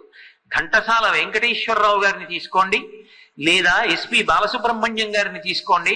బాలసుబ్రహ్మణ్యం గారి తండ్రి గారు కొన్నాళ్ల పాటు దీక్ష తీసుకుని సాంబమూర్తి గారని మహానుభావుడు నెల్లూరు పట్టణంలో వీధి తిరుగుతూ భిక్షాటన చేసి తెచ్చినటువంటి బియ్యంతో త్యాగరాజస్వామి ఆరాధనోత్సవాలు చేసేవారు. అంతటి మహాభక్తుడు, హరికథ చెప్పేవారు. ఆయన చేసినటువంటి త్యాగరాజోపాసన ఫలితమే ఆయన కడుపున ఇవాళ ప్రపంచ ప్రఖ్యాతి వహించినటువంటి మహా సంగీత విద్వాంసుడు ఎస్పి బాలసుబ్రహ్మణ్యం గారు పుట్టి ఆయన మన తెలుగువాడు అని చెప్పుకుని మనందరం సంతోషపడుతున్నామంటే త్యాగరాజస్వామి అనుగ్రహం, సాంబమూర్తి గారు చేసినటువంటి ఉపాసన. అలాగే ఎక్కడెక్కడ ఎవరు సంగీతంలో చేసిన ఉపాసన ఉత్తినే పోలేదు. భగవద్భక్తిలో రామనామం పట్టుకున్నవాడు, పరదేవతని పట్టుకున్నవాడు, పరమేశ్వరుడి పాదాలు పట్టుకున్నవాడు, శ్రీ మహావిష్ణువుని పట్టుకున్నవాడు ఏ స్థానానికి చేరాడో, తన వెనక ఉన్న వాళ్ళని ఎలా రక్షించాడో, నాదోపాసన చేసి సంగీతం నమ్ముకున్న వాళ్ళని కూడా అలాగే కాపాడాడు. మీకు ఎక్కడి వరకు అక్కర్లేదు. ఈ మధ్య కాలం ఉదాహరణ నేను మీకు చూపించాలి అంటే, లబ్ధ ప్రతిష్ఠురాలై మనకన్నా ముందు తరం వాళ్ళు చెవి కోసుకుని వినేవారు ఆవిడ పాట. ఇవాళ మన యొక్క చాలా బాధాకరమైన విషయం ఎక్కడుంది అంటే, అసలు అటువంటి వాళ్ళ జీవితాల గురించి తెలుసుకునే ప్రయత్నం చెయ్యం. వాళ్ళు పాడిన పాటలో ఉన్నటువంటి మాధుర్యాన్ని అనుభవించేటటువంటి ప్రయత్నము చెయ్యట్లేదు. భానుమతి రామకృష్ణ గారు మహాతల్లి ఎటువంటి గానం చేసిందో, ఆవిడ అంత విద్వాంసురాలవడానికి, అంత లబ్ధ ప్రతిష్ఠురాలవడానికి కారణం ఏమిటో తెలుసా? వాళ్ళ అమ్మగారు మహాతల్లి అద్భుతంగా కీర్తనలు పాడేవారు. వాళ్ళ నాన్నగారు గొప్ప సంగీత విద్వాంసుడు. ఇంట్లో తినడానికి సరిగ్గా పదార్థాలు లేకపోతే బత్సలి కూర పెరట్లోంచి తెలిసి ఇంత ఉప్పు ఇంత కారం వేసి పులుసు పెడితే ఆవిడ చేత్తో అమృతంలా ఉండేదిట.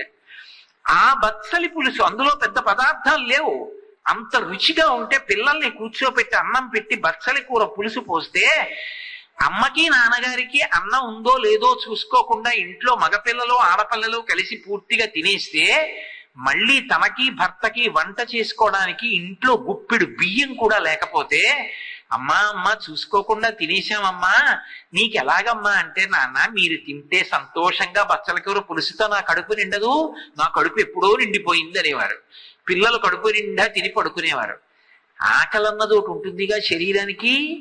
పాపం తల్లిగారికి కడుపులో ఎలకలు పరిగెడుతుంటే భర్త గారు వచ్చి కాళ్ళు కడుక్కుని వడ్డించవే అంటే, తను భర్తకి పెట్టలేకపోతున్నానని బాధపడి కన్నుల వెంట నీటి చుక్కలు పడుతూ ఆవిడ చూస్తే ఆయనకి అర్థమై, ఏం బెంగ పెట్టుకోపోయ్, నీ చేత్తో ఏం పెట్టినా బాగుంటుంది పెట్టు అంటే, పెరట్లోకి వెళ్ళి బత్సలి కూర కోసి నీళ్లలో ఉడికించి దాని మీద ఉప్పు కారం జల్లితే ఆ ఉడికించిన బత్సలి కూర ముద్ద తిని దంపతులిద్దరూ కూర్చుని ఆవిడ తంబులా పట్టుకుంటే నీరసంగా ఉండి ఓ గోడ కానుకుని త్యాగరాజస్వామి పంచరత్న కీర్తనలు ఇద్దరు పాడుకుని పడుకుని నిద్రపోయేవారు అలిసిపోయి. ఈశ్వరుడు ఉత్తిని వదిలిపెడతాడా? ఆ భార్యాభర్తలు చేసిన ఉపాసన ఫలితం. ఆ భానుమతీదేవి పాడినటువంటి పాటలు ఎంత గొప్పగా వింటారో. మా గోపాలకృష్ణ గారికి ఎప్పటికీ భానుమతి గారి పాటలు వింటే ఎంత సంతోషం. నేను ఎక్కడో ఒక ఊరు నుంచి ఒక ఊరికి ప్రయాణం చేస్తుంటే ఈ మధ్య కాలంలో సూర్యాపేటలో ఉపన్యాసాలు చెప్పి సికింద్రాబాద్ లో రైలు ఎక్కడానికి రాత్రి కారులో వస్తున్నాను. కారు యజమాని భానుమతి గారి పాటలు పెట్టాడు. వెంటనే నాకు మా గోపాలకృష్ణ గారు గుర్తొచ్చారు. ఎంత సంతోషంగా వినేవారో మా అమ్మగారు వాళ్ళు అందరూ. ఏమి తల్లి, ఏమి గంధర్వదానం, ఏమి ఉపాసన, ఎంత భక్తి! అది నాదోపాసనం అంటే. అంత పరమ భక్తితో పాడుకున్నారు. పాట దేని కొరకు అంటే ఆ భక్తికి ఈశ్వరుడు అనుగ్రహించేశాడు వాళ్ళని. ఘంటసాల గారి శరీరం విడిచిపెట్టి ఎన్నేళ్ళయింది? అన్నాళ్ళయ్యి ఆయన శరీరం విడిచిపెట్టేసిన ఇప్పటికీ వెంకటాచలం వెడితే ఆనంద నిలయం దగ్గర ఆయన కంఠం వినపడుతూనే ఉంటుంది భగవద్గీత రూపంతో. ఏమీ అదృష్టం చేసుకున్నావయ్యా, కీర్తి శరీరుడు కావడం అంటే ఇది కదూ. మీ శరీరం వెళ్ళిపోయి ఉండొచ్చు, మీరు చెప్పిన భగవద్గీత, మీరు పాడిన పాటలు ఇప్పటికి వినపడుతున్నాయి. వెంకటేశ్వరుడు చెవి ఒగ్గి వింటున్నాడు. అది భారతీయ సంగీతం అంటే, అది మన సంస్కృతి అంటే. అందుకే అటువంటి కళాకారుల యొక్క జీవితాలు కీర్తివంతులై శాశ్వతత్వాన్ని పొందారు. అంత గొప్ప గొప్పవి. వాళ్ళు పాడిన పాటలకి పరమేశ్వరుడు కిందకి దిగొచ్చాడు. జయదేవుడు అష్టపదులు అని 8 అంగములుగా ఉండేటట్టుగా ఆయన కీర్తనలు చేశాడు. అష్టపది అంటారు దాన్ని. ఆయన అష్టపది పాడుతుంటే ఆయన భార్య పద్మావతి, ఆమె కారణ జన్మురాలు. జయదేవుడు కూడా కారణ జన్ముడు. ఒరిస్సా రాష్ట్రంలో కిందుబిల్వా అనబడేటటువంటి ప్రదేశంలో భోజదేవుడు రమాదేవి అనేటటువంటి దంపతుల కడుపున పుట్టాడు. మహానుభావుడు, అపారమైనటువంటి కృష్ణ భక్తుడు. ఆయన పాట పాడుతుంటే పద్మావతీదేవి ఎదురుకుండా నర్తన చేసేది భార్య.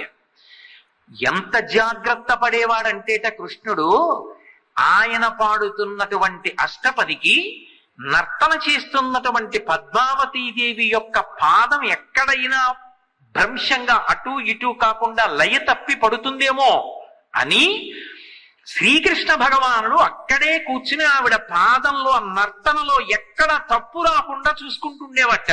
చాలా మంది పద్మావతి చరణచారణ చక్రవర్తి అన్న బిరుదు జయదేవుడికి ఉందనుకుంటారు. కాదు, అది కృష్ణ భగవానుడిది. పద్మావతి చరణచారణ చక్రవర్తి. పద్మావతీదేవి యొక్క పాదములు కదులుతుంటే జయదేవుడు అష్టపది పాడుతుంటే పాదములు ఎక్కడ పొరపాటుగా పడకుండా ఖచ్చితంగా పడేటట్టుగా కృష్ణ భగవానుడి దగ్గర కూర్చుని చూసుకుంటూ ఉండేవట ఆవిడ పాదాల వంక. అందరూ ఆయన పాదాలు కాదు, ఆయన పాదాలలో 2 పాదాలలో ఒక పాదానికి ఉన్న 5 వేళ్లలో ఏదో ఒక వేలికున్నటువంటి గోటి యొక్క చివరి భాగం నుంచి వచ్చేటటువంటి కాంతి కనబడితే చాలని సంసారాలు విడిచిపెట్టి హిమాలయ పర్వతాలకు వెళ్ళి యోగులు తపస్సు చేస్తున్నారు. శూరులు తొల్లి విభని శోభిత పాదనక ప్రభావళించేరి భవంధకారముల చిక్కక ఉందురు బట్టి దేవునిన్ వైరముతోడనైన గెలువన్ నన్ను పంపి శుభంబు చేసి నిష్కారణమైన ప్రేమజిది కంసుని పోలు సఖుండు కల్గునే అంటాడు క్రూరుడు భాగవతంలో. ఎంత ఉపకారం చేశాడ్రా, శత్రుభావనతో అయితే మాత్రం నన్ను పంపించాడు కృష్ణుడి దగ్గరికి. మహా విద్వాంసులు కూడా, తపస్సులు కూడా ఆయన పాదమునకు ఉండేటటువంటి గోటి కాంతి చూడలేరే. అటువంటి కృష్ణ భగవానుడి దగ్గరికి వెళ్ళి కూర్చుని మాట్లాడి స్వాగతం పలికి రథం ఎక్కించి రథానికి చోదనం చేసి నేను తీసుకొస్తున్నానే మధురానగరానికి, నా కన్న భాగ్యవంతుడున్నాడా? కంసుడు చేసిన ఉపకారానికి ప్రత్యుపకారం చెయ్యగలనా అంటాడు అక్రూరుడు. అలా అందరూ ఆయన పాదముల వంక చూడాలనుకుంటే కృష్ణ భగవానుడు జయదేవుని యొక్క భార్య పాదముల వంక చూసి ఆవిడ నర్తనలో పొరపాటు రాకుండా చూసుకునేవట. అందుకని పద్మావతి చరణచారణ చక్రవర్తి అని బిరుదు వహించాడు. ఒకప్పుడు పోతన గారు భాగవతాన్ని ఆంధ్రీకరిస్తూ గజేంద్ర మోక్షణ ఘట్టంలో గజేంద్రుడు పిలిస్తే ఎక్కడి నుంచి రావాలి? శ్రీ మహావిష్ణువు.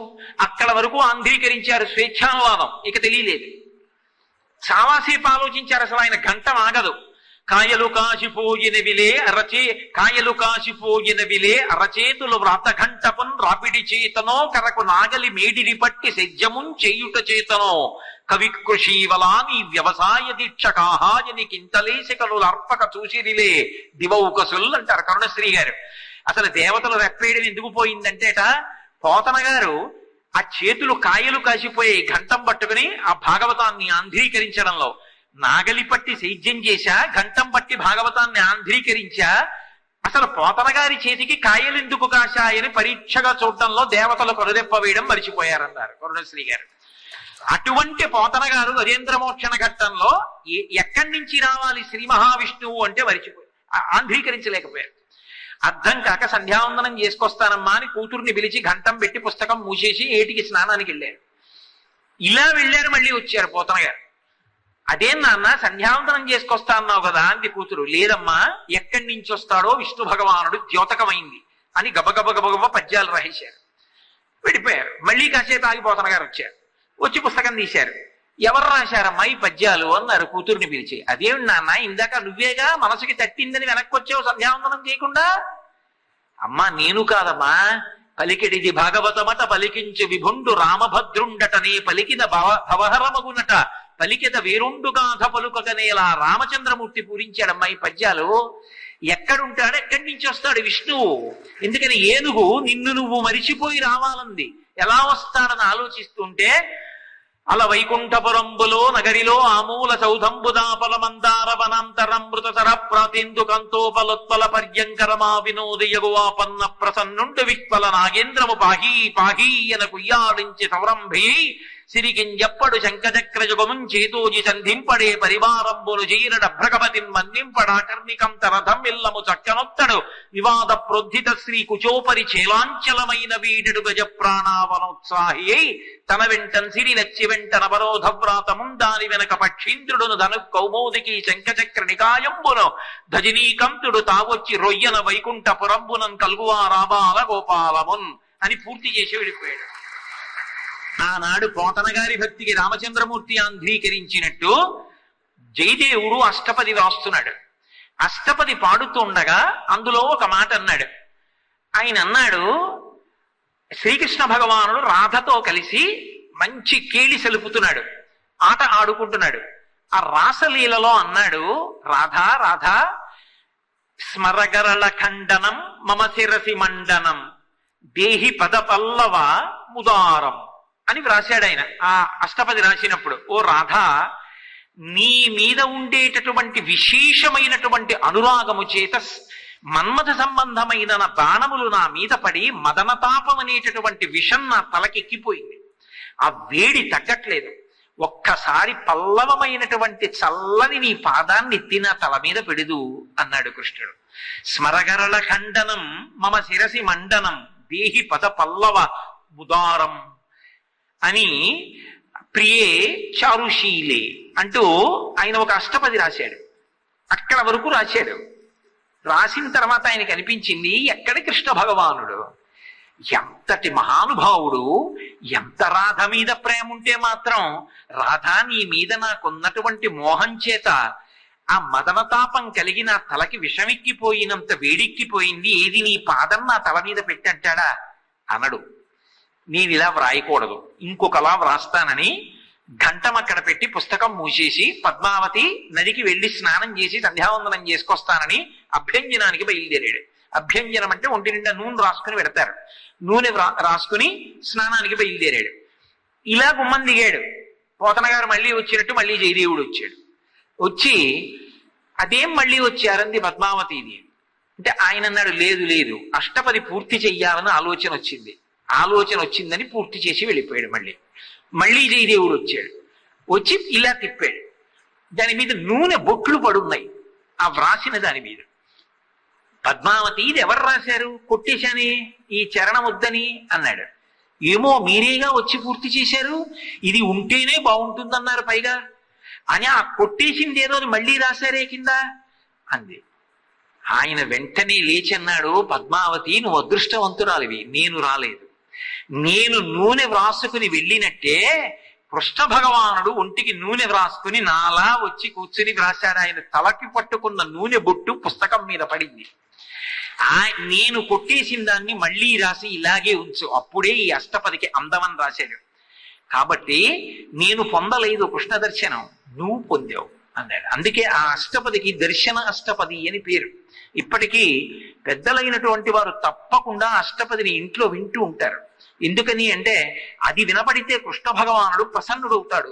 ఒకప్పుడు ఆ జయదేవుడు ఉన్నటువంటి రాజ్యాన్ని పరిపాలించినటువంటి ప్రభువు జయదేవుడి మీద చాలా క్రోధం పెంచుకున్నాడు.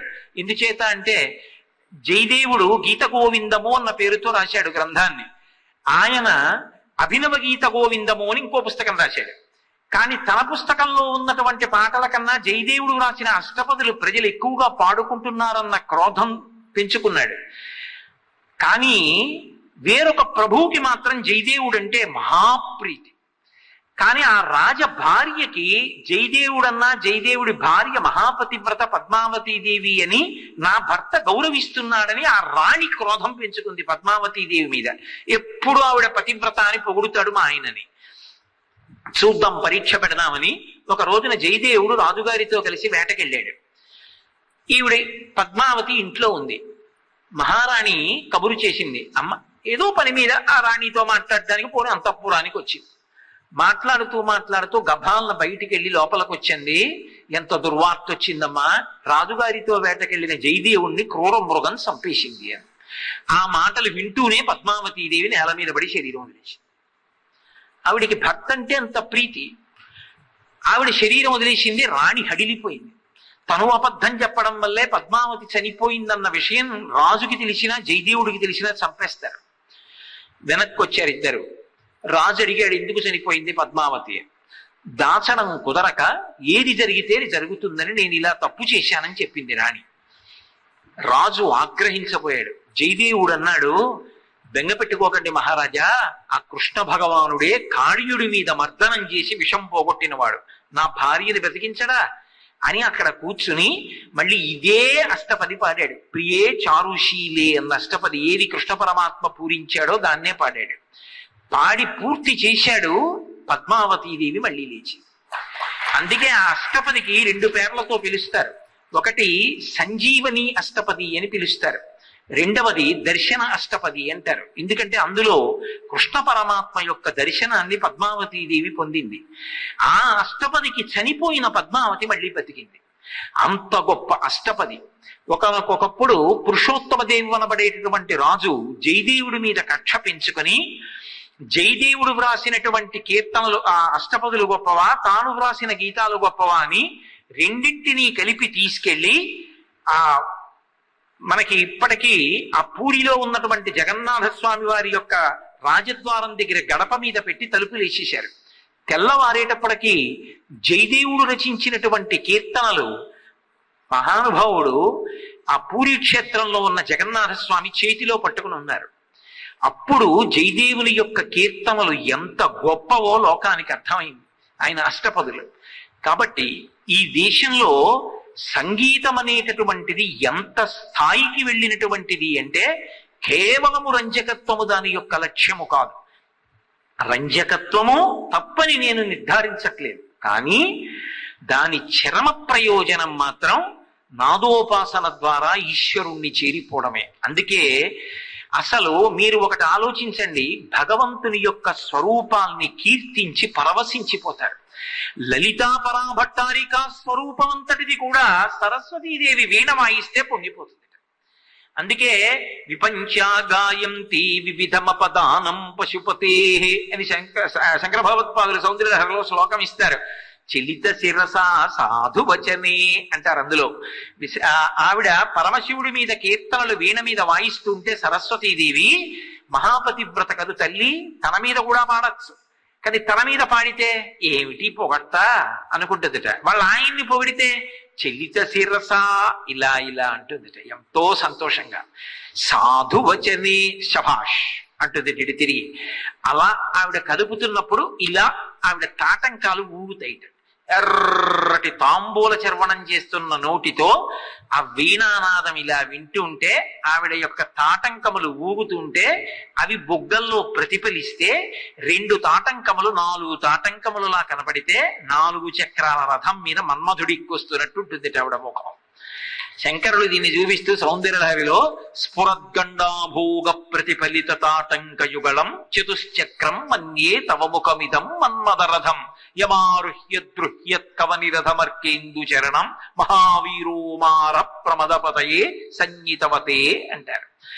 అలా వీణానాద నిమీలిత ధనయనే విప్రస్థ చూళింబరే అని ఇప్పటికీ కూడా అమ్మవారికి తాంబూలం ఇచ్చిన తర్వాత ఒక్కసారి కళ్ళు మూసుకుని ఆ తాంబూల చర్వణం చేస్తూ వీణానాదం వింటూ ఆ తల్లి ఇలా తల ఊపుతున్నట్టుగా భావించి నమస్కరిస్తారు పెద్దలు. అంత అమ్మవారు కూడా సంగీతానికి వశవర్తి. మీరు గమనించండి, భారతీయ సంప్రదాయంలో భగవన్మూర్తులందరికీ సంగీతంతో సంబంధం ఉంటుంది. దక్షిణామూర్తిగా పరమశివుడు చేతిలో వీణ పట్టుకుని ఉంటాడు. అసలు ఆ వీణ పట్టుకుని శారద కూర్చుందనుకోండి, శారద వీణ పట్టుకుని కూర్చున్నటువంటి మూర్తి వంక మనం చూస్తే ఆవిడ ఉత్తరక్షణ ప్రయోజనాన్ని ఇస్తుంది. నిన్న దీని గురించి నేను గుంటూరులో కొద్దిసేపు మాట్లాడాను కూడా. నవరత్నమాలా స్తోత్రం అని కాళిదాస మహాకవి చేశాడు. ఆ చేసినప్పుడు ఒక మాట అంటాడు, సరిగమపదని రతాం తాం వీణా సంక్రాంత కాంత హస్తాంతం శాంతం మృదుల స్వాంతం అంటాడు సరస్వతీదేవిని పిలుస్తూ. అమ్మా జగన్మాత, నువ్వు చేతిలో వీణ పట్టుకుని హస్తాంతం చేతి చివరతో వేళ్ల యొక్క చివరి భాగాలతో వీణ వాయిస్తున్నప్పుడు మృదుల స్వాంతం శాంతం, నీ మనసు ఎంత సంతోషంతో ఉంటుందో. అప్పుడు నీ దగ్గరికి వచ్చి ఒక్క నమస్కారం చేస్తే, అందుకు చివరి 3 రాత్రులు శారదా నవరాత్రులుగా చేస్తాం. 3 రాత్రులు తిరురాత్రం సరస్వతీ వ్రతం చేస్తాం, సరస్వతిని ఆరాధన చేస్తాం. ఆవిడ అధ్యవసాయముతో కూడుకున్నటువంటి బుద్ధిని ఇస్తుంది, శాస్త్రము మీద విశ్వాసాన్ని ఇస్తుంది, గురువు గారి మాట మీద నమ్మకాన్ని ఇస్తుంది. దానికి శ్రద్ధ అని పేరు. శ్రద్ధ అన్న మాటకు అర్థం ఏమిటంటే శాస్త్రస్య గురువాక్యస్య సత్యబుద్ధ్యామధారణ సా శ్రద్ధ కదితా సిద్ధి ఇలా వస్తూపలభ్యతే అని శంకర భగవత్పాదుల భాష్యం. శ్రద్ధ అన్న మాట మీద శాస్త్రాన్ని, గురువు గారు చెప్పిన మాటని సత్యము అన్న భావనతో నమ్మి ఎవడు ఆచరిస్తాడో వాడికి ఈ లోకమునందు లభించనటువంటి విషయములు ఉండవు. సా శ్రద్ధ కదితా సిద్ధి యయా వస్తూపలభ్యతే. అటువంటి శ్రద్ధని అమ్మవారు అనుగ్రహిస్తుంది. ఆవిడ వీణ పట్టుకుంటే అంతటి శాంతం మృదుల స్వాంతం. అమ్మవారు అంత అనుగ్రహ రూపిణిగా ఉంటుంది. దక్షిణామూర్తి వీణ పట్టుకుంటారు. ఇప్పటికీ శ్రీశైలం వెడితే క్షేత్రం లోపలికి వెడుతున్నప్పుడు సాక్షి గణపతి దేవాలయం దాటి కుడి చేతి పక్కకి తిరుగుతుంటే ఎదురుగుండా పెద్ద దక్షిణామూర్తి వీణ పట్టుకుని ఉంటారు. కృష్ణుడు ఎప్పుడు వేణువు వాయిస్తూ ఉంటాడు. రాసలీలంతా వేణువే, మహానుభావుడు. ఆ వేణువు గురించి ఒక చమత్కారం, నేను నా చిన్నతనంలో ఏదో ఇంటర్మీడియట్ చదువుకుంటూ ఉండగా భాగవతానికి సంబంధించిన విషయాలు చదువుతుంటే ఓ పుస్తకంలో ఒక విచిత్రమైనటువంటి విషయం చదివాను నేను. ఒక ఆయన ప్రశ్న వేశాడు, కృష్ణుడు వేణువు వాయిస్తున్నప్పుడు చనిపోయినటువంటివి కూడా బ్రతికాయి కదా, అంత గొప్పగా వేణువు వాయిస్తాడు కదా, అమ్మవారు కృష్ణుడు ఇద్దరు ఒకటే రూపం, రాముడు లలిత ఒక రూపం, అందుకే రాజశ్యామల కృష్ణుడు ఒకటి, లలిత రాముడు ఒకటి. స్త్రీ రూపంలో ఉంటే లలిత, పుం రూపంలో ఉంటే రాముడు, స్త్రీ రూపంలో ఉంటే శ్యామల, పుం రూపంలో ఉంటే కృష్ణుడు, ఇద్దరు ఒకటే. ఆ కారణం చేత మీరు ఎప్పుడైనా చూడండి, కృష్ణుడు వేణువు వాయిస్తుంటే ఆ వేణు నాదానికి అన్నీ బ్రతికే.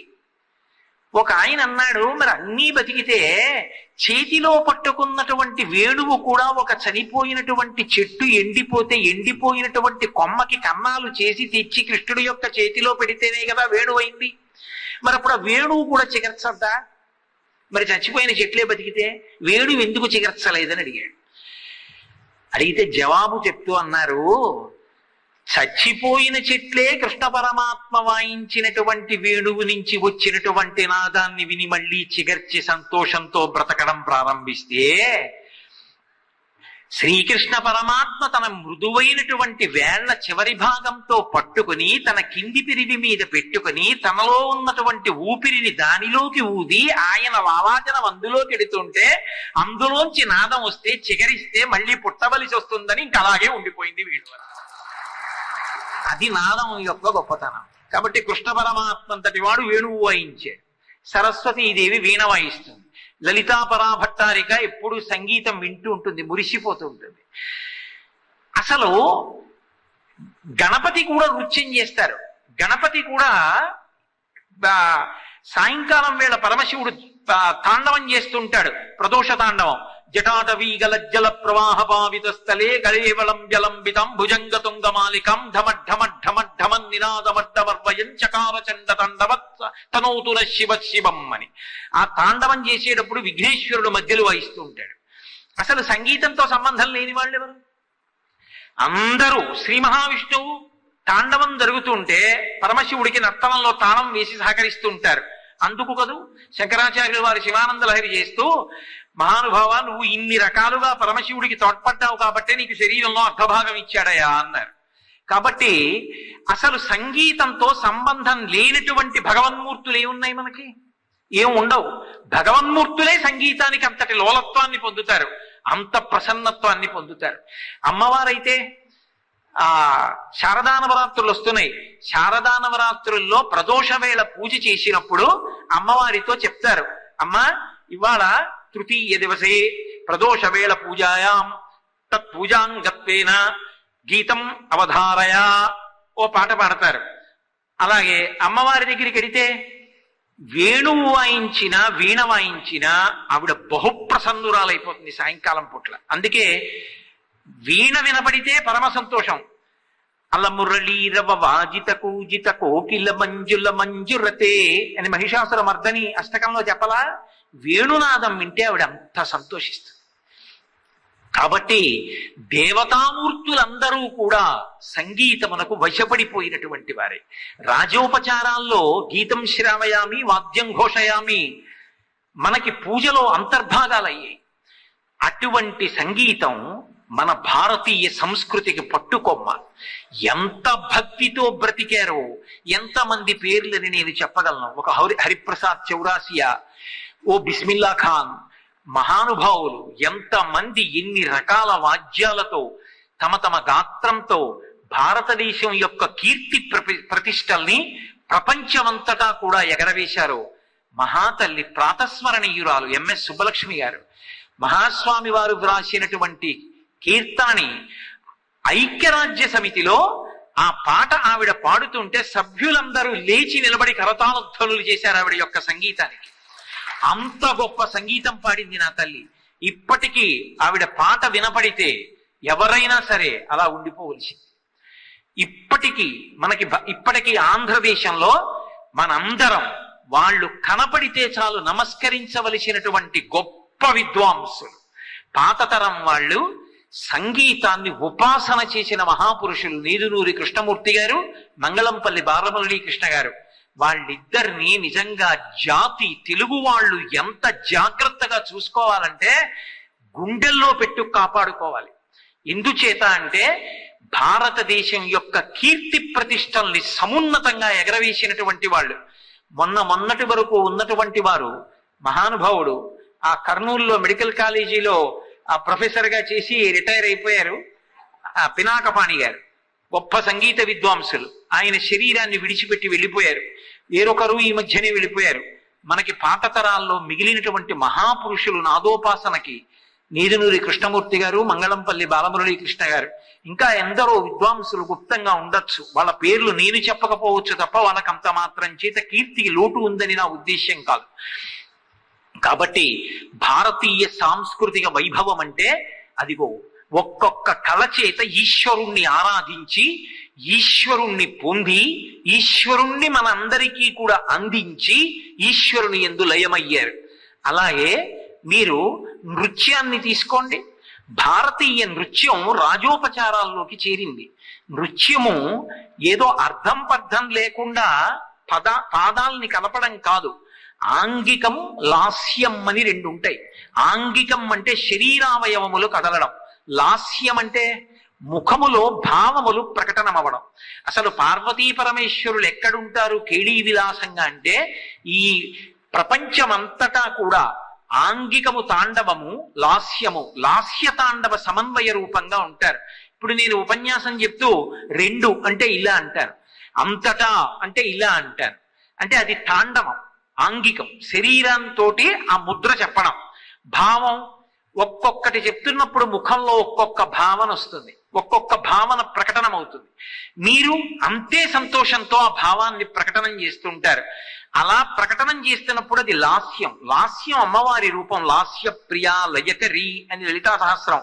తాండవం శివస్వరూపం. ఇప్పుడు నేను తాండవం లాస్యం రెండు నాలో ఉంటే పార్వతీ పరమేశ్వరులు ఎక్కడున్నారు?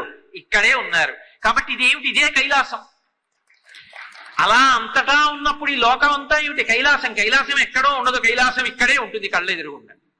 కాబట్టి అటువంటి అద్భుతమైనటువంటి నృత్యము మన దేశంలో పరమేశ్వరుణ్ణి చేరుకోవడానికి ఒక గొప్ప మార్గం. ఎందుచేత? రాజోపచారంగా తీసుకొస్తారు దాన్ని. మనసు అప్పటి వరకు నిగ్రహించి ఒక ఉపచారం పేరు చెప్తే జాగ్రత్తగా మనసు నిలబడాలి, నిలబడి చెయ్యాలి అక్కడ. అందుకని మనసు కొంచెం డస్సిపోతూ ఉంటుంది, దానికి తిరగడం అలవాటు. తిరగకుండా నిలబడాలి. ఏదో నేను యజ్ఞోపవీతం సమర్పయామి అన్నాను అనుకోండి, నోటితో అనడం కాదు, నేను యజ్ఞోపవీతం వేయడం నాకు కనపడాలి. నాకు కనపడాలంటే రామచంద్ర ప్రభు కూర్చున్నారనుకోండి, నేను ఆయనకి యజ్ఞోపవీతం వేస్తున్నాను. ఒక దశరథ మహారాజు గారిలా ఆయన ఇటువంటి వాడు. ఆజానుబాహుమరవింద దళాయక్షం రామం నిశాచర వినాశకరం నమామి. అటువంటి రామచంద్రమూర్తి నేను యజ్ఞోపవీతం వేస్తానంటే వెయ్యమని, ఆ యజ్ఞోపవీతం వెయ్యాలి అంటే ఇలా వెయ్యాలి, ఎడం భుజం నుంచి ఇటువైపుకి రావాలి. రావాలి అంటే ఆయన ఏం చేస్తాడు? వెయ్యండి అని ఈ ఉత్తరీయం ఉంటే ఉత్తరీయం మీద వేస్తే ఉత్తరీయం తీసినప్పుడు మరి యజ్ఞోపవీతం పడిపోదు. అందుకని యజ్ఞోపవీతాన్ని పక్కకి ఇలా ఉన్నటువంటి ఉత్తరీయాన్ని తీసేయాలి. తీసేస్తే ఆయన విశాలమైనటువంటి వక్షస్థలం కనపడుతుందా? కనపడదా? నాకు ఆ వక్షస్థలం కనపడుతుంది. అంత విశాలమైన రాముని వక్షస్థలాన్ని చూసి ఎంత మురిసిపోతాను. దగ్గరగా వెళ్ళి ఆయనకి ఇలా యజ్ఞోపవీతం వేస్తుంటే ఆయన ఇలా చెయ్యెత్తారనుకోండి, ఆజానుబాహుం, ఎంత పొంగిపోతాను. అది నా మనసుతో దర్శనం చేస్తే కదా యజ్ఞోపవీతం వేసిన ఉపచారం. మనసుతో ఏమీ చూడకుండా యజ్ఞోపవీతార్థం సమర్పయామి తొంతు. మనసు పూజ చేసేటప్పుడు ఆ ఉపచారం వంక చూసి నిలబడడంలో డస్సిపోతుంది. కాసేపు దానికి విశ్రాంతినివ్వాలి. బ్రేక్ ఇప్పటిది కాదు, మన వాళ్ళు ఎప్పుడో నేర్పినటువంటిది. మధ్యలో కాసేపు బ్రేక్, విరామం అంటుంటారు చూసారా? ఈ బ్రేక్ అర్థం లేనివి చూపించలేదు. పూజ కొనసాగుతూ మనసుకి కొద్దిగా విరామం ఇస్తూ భగవంతుణ్ణి మాత్రం వదలకుండా కాసేపు రంజకత్వాన్ని పొందడానికి అవకాశం ఇచ్చారు. అందుకే నృత్యం దర్శయామి అంటారు. అప్పుడు ఆయన ఏం చేయడు? పూజ చేస్తున్న ఆయన చేయించే బ్రహ్మగారు ఏం చేయడు? ఇద్దరు కూర్చుంటారు. నృత్యం చేయడానికి ఒక ఆవిడ వస్తుంది. ఆవిడ ఏం చేస్తుంది? కస్తూరి తిలకం అంటే ఇలా చూపిస్తుంది. లలాట పల్లకి, వక్షస్థలే కౌస్తుభం, నాసాగ్రే నవమౌక్తికం, కరతలే వేణుం, కరే కంకణం, సర్వాంగే హరిచందనంచ కలయం, కంఠే చ ముక్తావళి, గోపస్త్రీ పరివేష్టితో విజయతే, గోపాల చూడామణి నెమలిగా చూపిస్తుంది. ఇప్పుడు ఆ నృత్యం చేస్తున్న ఆవిడ కనపడుతుందా? కృష్ణుడు కనపడతాడా మీకు? కృష్ణుడు కనపడతాడు. ఆవిడలో కృష్ణుణ్ణి చూస్తారు. అంటే మనసు సంతోషాన్ని పొందుతుంటుంది, కానీ భగవద్ దర్శనాన్ని మాత్రం వదిలిపెట్టదు. అందుకు నృత్యం. అందుకుని రాజోపచారంలోకి తీసుకున్నారు. నృత్యం చేసేవాళ్ళు ధ్యానంలో కదిలిపోతే ధ్యానం పోతుంది. నృత్యం చేస్తూ ఉంటారు కానీ అందులోకి ఒదిగిపోతారు. ఒదిగిపోయి తానదైపోతారు. అలా అవకపోతే సభ రంజకత్వాన్ని పొందదు, ఆ సంతోషాన్ని పొందదు. కారణజన్మురాలు నటరాజానుగ్రహం పొందినటువంటి వ్యక్తి, ఆంధ్రదేశం అటువంటి తల్లి పుట్టినందుకు సంతోషపడిపోవలసినటువంటి తల్లి శోభానాయుడు గారు. ఆవిడ వెంకటేశ్వర కళ్యాణం, పద్మావతి కళ్యాణం నృత్యరూపకంగా నర్తిస్తారు. ఆవిడ పద్మావతి పాత్ర పోషిస్తారు. పోషించినప్పుడు శ్రీ మహావిష్ణువుతో కలిసి పాచికలాడుతూ ఉంటారు. ఆ పాచికలు ఆడుతున్నప్పుడు నాకు ఎప్పుడూ ఒక అనుమానం వస్తుంది, ఆవిడ నృత్యం చేస్తే అసలు నిజంగా వెంకటేశ్వర స్వామిగా వేస్తున్నది కూడా స్త్రీ పాత్రధారినే వేస్తుంటారు, ప్రియా కార్తికేయన్నో ఎవరోనో. కానీ ఈవిడ లాస్యం, ఈవిడ బొంగమూతి, ఈవిడ పెట్టేటటువంటి చేష్టితములకి అసలు అవతల వాళ్ళు నర్తన మరిచిపోయి ఈవిడ్ని చూస్తూ కూర్చోవాలనిపిస్తుంది, అంత గొప్పగా నర్తిస్తుంది ఆవిడ. ఇలా పాచికలు వేసినట్టు, పందెం పడనట్టు, వెంకటేశ్వరుడు గెలిచినట్టు, ఈవిడికి కోపం వచ్చినట్టు, మూతి తిప్పినట్టు, మెటికలు విరిచినట్టు, అలకొచ్చి తోసేసినట్టు, గెలిచావులే పెద్ద అని ఆవిడ అలక వహించినట్టు. అప్పుడు ఆవిడ పద్మావతి కాక ఎవరు? ఆవిడ శోభానాయుడు గారే ఉంటే పద్మావతీదేవి ఎలా కనపడుతుంది అందులో? ఇది ఒకెత్తు. అసలు పాత్రలోకి ఒదగడం అంటే ఒక బ్రహ్మజ్ఞానిని చూపించడం చాలా కష్టం. సాయిబాబా గారిగా నటిస్తారు ఆవిడ. నటించినప్పుడు ఆయన బ్రహ్మజ్ఞాని, మహానుభావుడు, బ్రహ్మవిద్ బ్రహ్మైవ భవతి. చిన్నపిల్లలతో గోళీలాడతారు ఆయన.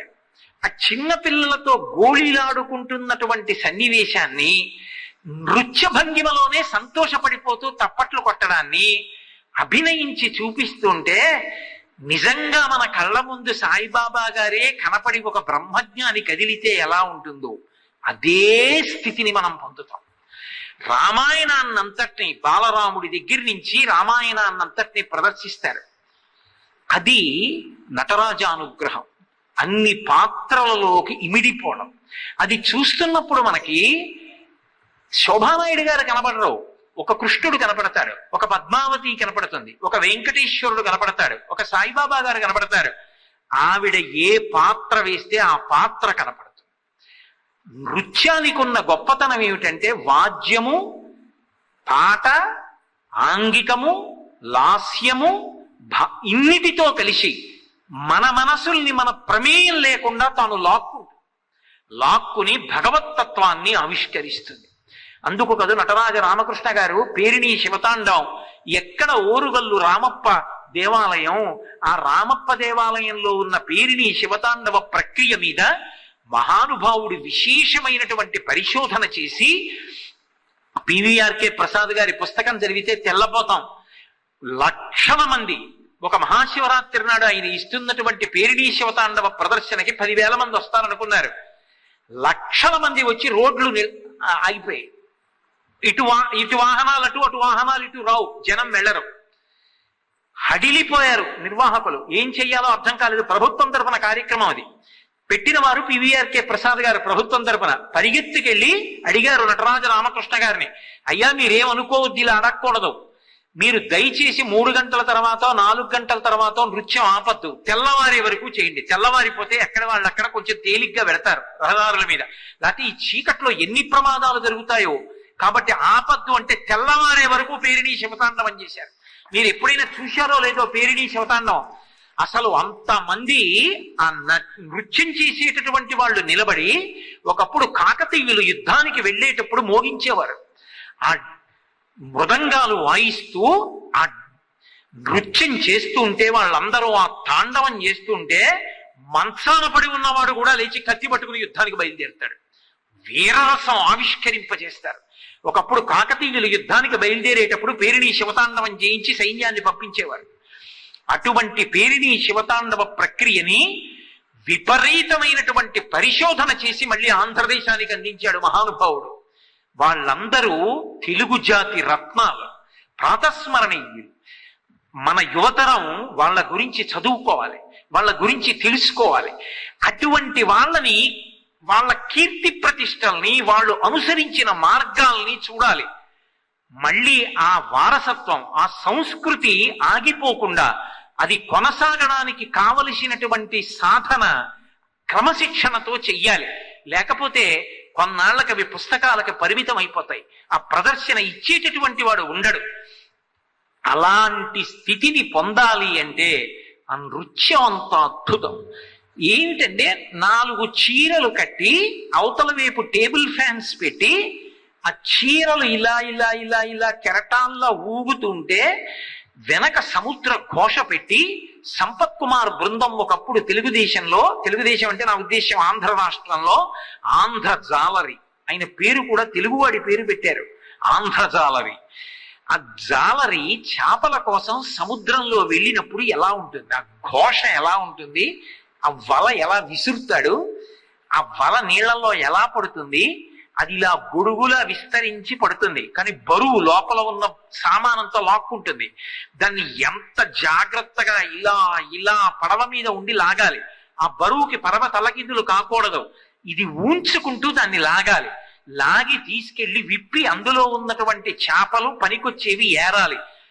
ఆంధ్రజాలరిగా సంపత్ కుమార్ గారు నృత్యం చేస్తుంటే చిదంబర క్షేత్రంలో కాళికాదేవి పరమశివుడు నృత్యంలో ఎవరు గొప్ప అన్న పోటీ పడి చేస్తుంటే విష్ణువు సాక్షిగా ఉంటే పరమశివుడు వేగంగా నర్తన చేస్తూ చేస్తూ ఏం చేసినా పార్వతీదేవి చేసేస్తుంటే నృత్యం చేసి చేసి చేసి వచ్చి రిక్కించి వినేవారు అందరూ.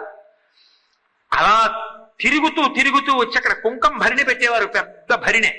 అందులో కాలు ఎత్తి బొటనవేలు ఇలా పెట్టి కాలి బొటనవేలు కంటుకున్నటువంటి కుంకాన్ని ఒక్కసారి కాలు పైకెత్తి పార్వతీదేవి భ్రూవజ్యంలో బొట్టు పెట్టేవారు. ఆడది కాలంత ఎత్తు పైకి ఎత్తకూడదు కాబట్టి సిగ్గుపడి పార్వతీదేవి నిలబడిపోతే చిదంబరంలో నటరాజ పదవి శివుడికి దక్కి.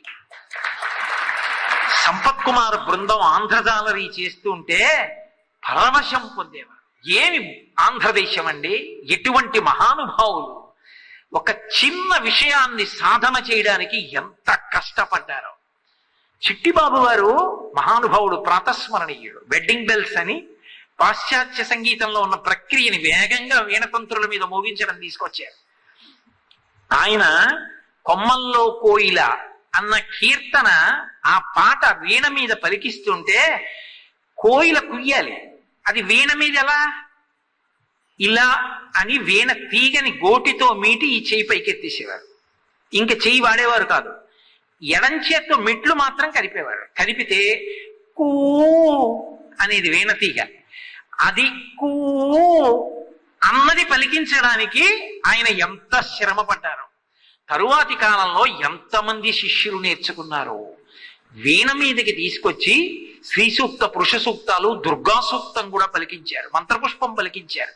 ఇప్పటికీ దుడ్డు సీతారామయ్య గారని గొప్ప విద్వాంసుడు వీణని పూర్వకాలంలో లాగా తంబూరాలాగా నిలబెట్టి వీణ వాయిస్తారు.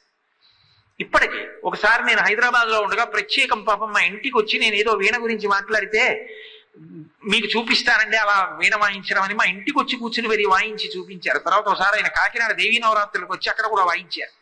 ఎందరూ మహాత్ములు, ఎంతమంది విద్వాంసులు. టైం లేదు టైం లేదు అనడం మహాపరాధం. టైం లేదన్న మాట అంగీకార యోగ్యం కాదు. దాదాపు కొన్ని వేల శస్త్రచికిత్సలు చేసి ఇప్పటికీ నాతో మాట్లాడుతూ అంటూ ఉంటారు, డాక్టర్ జగదీశ్వరి అని కాకినాడలో ఉన్నారు, గురువుగారు నేను 9 మాసాల యోగుల్ని ఎన్ని వేల మందిని చూశాను అని నవ్వుతూ ఉంటారు ఆవిడ. అలాంటి తల్లి, అన్ని వేల శస్త్రచికిత్సలు చేసిన తల్లి, నిమిషం ఖాళీ లేనటువంటి వైద్య నిపుణురాలు. ఇప్పటికీ నేనే చూసా ఎన్నోసార్లు ఆవిడ తన పూజా మందిరంలో తంబూరా పట్టుకుని పాట పాడుతుంటే పారవస్యాన్ని పొందేస్తారు ఆవిడ. అలా పాట పాడతారు. దేవీ నవరాత్రులు మా ఊళ్ళో చేస్తూ ఉంటే రాజోపచారాల్లో వచ్చి ఆవిడ కీర్తన చేస్తారు. సమయం లేదు అన్న మాట పరమ దారుణమైన మాట. ఉత్సాహం ఉండాలి తప్ప అభ్యసించడానికి సమయం లేకపోవడం అన్న మాట ఉండదు. అది చదువుకుందాం అన్న కోరిక ఉండాలి.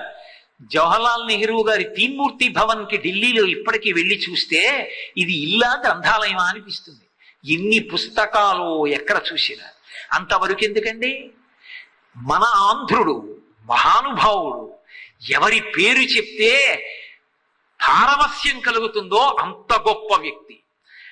ఆఖరికి ఒకనకొకప్పుడు భారతదేశ ఆర్థిక వ్యవస్థ చితికిపోయి బంగారం తీసుకెళ్లి లండన్ లో తాకట్టు పెట్టేస్తే సరళీకృత ఆర్థిక విధానాన్ని ప్రకటించి మళ్లీ బంగారాన్నంతటినీ కుదువు నుంచి విడిపించి తీసుకొచ్చి నిస్సంగిగా ఆఖరణ కుర్తాళం పీఠాధిపతిగా సన్యసించి వెళ్ళిపోవడానికి పుస్తకాలు కూడా హైదరాబాద్ పంపించేసి అకస్మాత్తుగా ప్రధానమంత్రి అయి 5 సంవత్సరాలు స్వర్ణయుగం తీసుకొచ్చారు భారతదేశానికి. మన ఆంధ్రుడు పివి నరసింహారావు గారు అంత గొప్ప ప్రధానమంత్రి అని చెప్పుకోవడానికి మనందరం కూడా పరమశాన్ని పొందాలి. ఆఖరికి చచ్చిపోయే ముందు లాయర్ల ఫీజు కట్టడానికి డబ్బు లేక జూబ్లీ హిల్స్ లో తన ఇల్లు అమ్ముకున్నారు. అంతటి నిరాడంబరుడు, అంతటి తెలుగు వెలుగు, తేజోమూర్తి, ప్రపంచ ప్రఖ్యాత కీర్తి గణించిన వారు. ఆయన చదివిన పుస్తకాలు కొన్ని వేలు. ఎన్ని పుస్తకాలు చదివారో ఆయన ప్రశాంతతంతా పుస్తకాల్లోనే. అంతటి వాళ్ళు అన్ని పుస్తకాలు చదివారు. నెహ్రూ గారు కారాగారంలో కూర్చుని పుస్తకాలు రాశారు. అరబిందోని తీసుకెళ్లి కారాగారంలో పెడితే భగవద్గీతకంతటికి భాష్యం ఇచ్చి మహాయోగి అయ్యాడు ఆయన. నీకు సమయం లేదు అన్న మాట అంగీకార యోగ్యం కాదు. ఉత్సాహం ఉండాలి. ఈయేష అంటారు వాల్మీకి మహర్షి, ఈయేష పదమన్వేష్టం చారణా చరితే పథి. మంచి సంకల్పం ఉండాలి తప్ప ఆ సంకల్పాన్ని సాధించలేకపోవడం అన్నది మాత్రం జీవితంలో ఎప్పుడూ ఉండదు. సాధించుకోవచ్చు. అందుకే భారతదేశంలో నృత్య ప్రక్రియకి అంత విశేషమైనటువంటి ఆదరణ. అది అంత గొప్పగా, అంత రంజకత్వంతోనూ ఉంటుంది, అంత గొప్పగానూ ఉంటుంది. అంతవరకు ఎందుకు? కంజదలాయతాక్షి అని దీక్షితారు వారి కీర్తన, కామాక్షి పరదేవత మీద అద్భుతమైన కీర్తన. అందులో కుంజరగమని అంటారు. కుంజరగమని అంటే ఏనుగు ఎలా నడుస్తుందో అమ్మవారు అలా నడుస్తుంది. ఏనుగు అన్ని ప్రాణులలోకి అందంగా నడుస్తుంది అని. అమ్మవారు నడిస్తే అలా ఉంటుందిట, అంత అందంగా ఉంటుందిట. ఆ కీర్తన వినపడుతూ కామాక్షి పరదేవత ఎలా నడిచి వెడుతుందో అలా అమ్మవారిలా పాద మంజీరములు గల్ గల్ గల్ గల్ గల్ అని చప్పుడవుతుంటే ఆ నర్తకీమణి వేదిక మీద ఇలా అర్ధచంద్రాకారంగా నడిచి వెళ్ళి యువతలకొచ్చి మళ్ళీ ముద్ర పట్టిందనుకోండి, అసలు నడిచి వెడుతున్నటువంటి కామాక్షి మనసు మీద ముద్ర పడిపోతుంది. ఓ నా తల్లి నడిస్తే ఇలా ఉంటుందన్నమాట అనిపిస్తుంది. నృత్యం అంత గొప్పది. అందుకే మీరు చూడండి, భగవన్మూర్తులందరూ నృత్యం చేస్తారు. పరమశివుడు తాండవానికి ప్రసిద్ధి, పార్వతీదేవి లాస్యానికి ప్రసిద్ధి, కృష్ణ భగవానుడు తాండవానికి ప్రసిద్ధి. ఎక్కడ? మామూలు రంగస్థలం మీద కాదు, 101 పడగల రంగస్థలం మీద పాదంలో ఎక్కడా పొరపాటు లేకుండా చేశాడు. పడగ వంగిపోయి పడగ లేస్తుంటే తోక పట్టుకుని ఒక పడగ నుంచి ఒక పడగ మీదకి దూకుతూ వెస దామోదరు పాదఘాతనగతుల్వేవేల చందంబులం ప్రసభాటోపముజూప బాపపణ భృత్యట మండలం వసహంబై పగిలెన్ మడుల్ చెదరగా నాస్యంబులం సోడితం బెసగం దంస్థలు లుగ్గుగాక కరణవహ్నిజ్వాలికల్ వెల్వడన్ యమునా వీచి మృదంగ మధ్యములు మ్రోయం తీర గోపౌహర్ష మనోజ్ఞనితంబు గేయముగ జంచత్కాళి తవ్యాలి రంగ తరంగ తలంబునన్ పటుగతిన్ కంజాక్షు నిర్మర్దనత్యము హృజ్జత్తుత భీమపై వరగ దివ్యశ్రేణి చూచెందివి. ఆ కాళీయుడి పడగల మీద అంత గొప్ప నాట్యం చేశాడే. ఇప్పటికీ వెంకటేశ్వర సుప్రభాతం పాడితే మన్మూర్ధిని కాళియపణే వికటాట వీష శ్రీ వెంకటద్రిశిఖరే శిరసస్సుతీనాం చిత్తేప్యనన్య మనసాం సమమాహితౌతే శ్రీ వెంకటేశ చరణౌ శరణం ప్రపద్యే అని చెప్పట్లా. నృత్యం చెయ్యడానికి శరీరం అనువుగా ఉండాలి. పాట పాడేవాడు మనిషి ఎలా ఉన్నా పర్వాలేదు, బాగా పాడితే చాలు. నృత్యం చేసేవాడు ఎలా ఉన్నా పర్వాలేదండి అని చెప్పి 350 కిలోల వ్యక్తి 4 అడుగులు ఉన్నవాడు వచ్చి నృత్యం చేశాడు అనుకోండి, హాస్యస్ఫోరకంగా ఉంటుంది. ఏం బాగుంటుందండి అంటారు. కానీ మీకు ఆశ్చర్యం ఏమిటో తెలుసా? నృత్యము దేనికి ప్రతీక అంటే, నృత్యము సంతోషము లోపల పట్టనప్పుడు వ్యక్తమైతే నృత్యం అవుతుంది. తిరుపతి దేవస్థానానికి ఎల్వి సుబ్రహ్మణ్యం గారు కార్యనిర్వహణాధికారిగా ఉన్న రోజుల్లో ఉత్సవాలు జరుగుతుంటే మాడవీధుల్లో స్వామి తిరుగుతున్నప్పుడు ఆయన ఆనందంతో నృత్యం చేసేవాడు. ఎందుకు? అంత senior IAS officer, principal secretary ఆయన పొజిషన్, ఏం తక్కువ స్థానం కాదా అయింది. అంత పెద్ద పదవిలో ఉన్న వ్యక్తి టీటీడీ ఈఓగా వస్తే మాడవీధుల్లో నృత్యం చేస్తూ వెడుతుండేవారు. అది ఏదో సరదాకి కాదు, ఆయన భక్తి ఏమిటో ఆయనతో పరిచయం ఉన్నవాడికి తెలుస్తుంది. భగవంతుడి గురించి వింటే కన్నుల వెంట ఇలా నీటి ధారలు పడిపోతాయి మహానుభావుడికి, అంత భక్తి తత్పరత.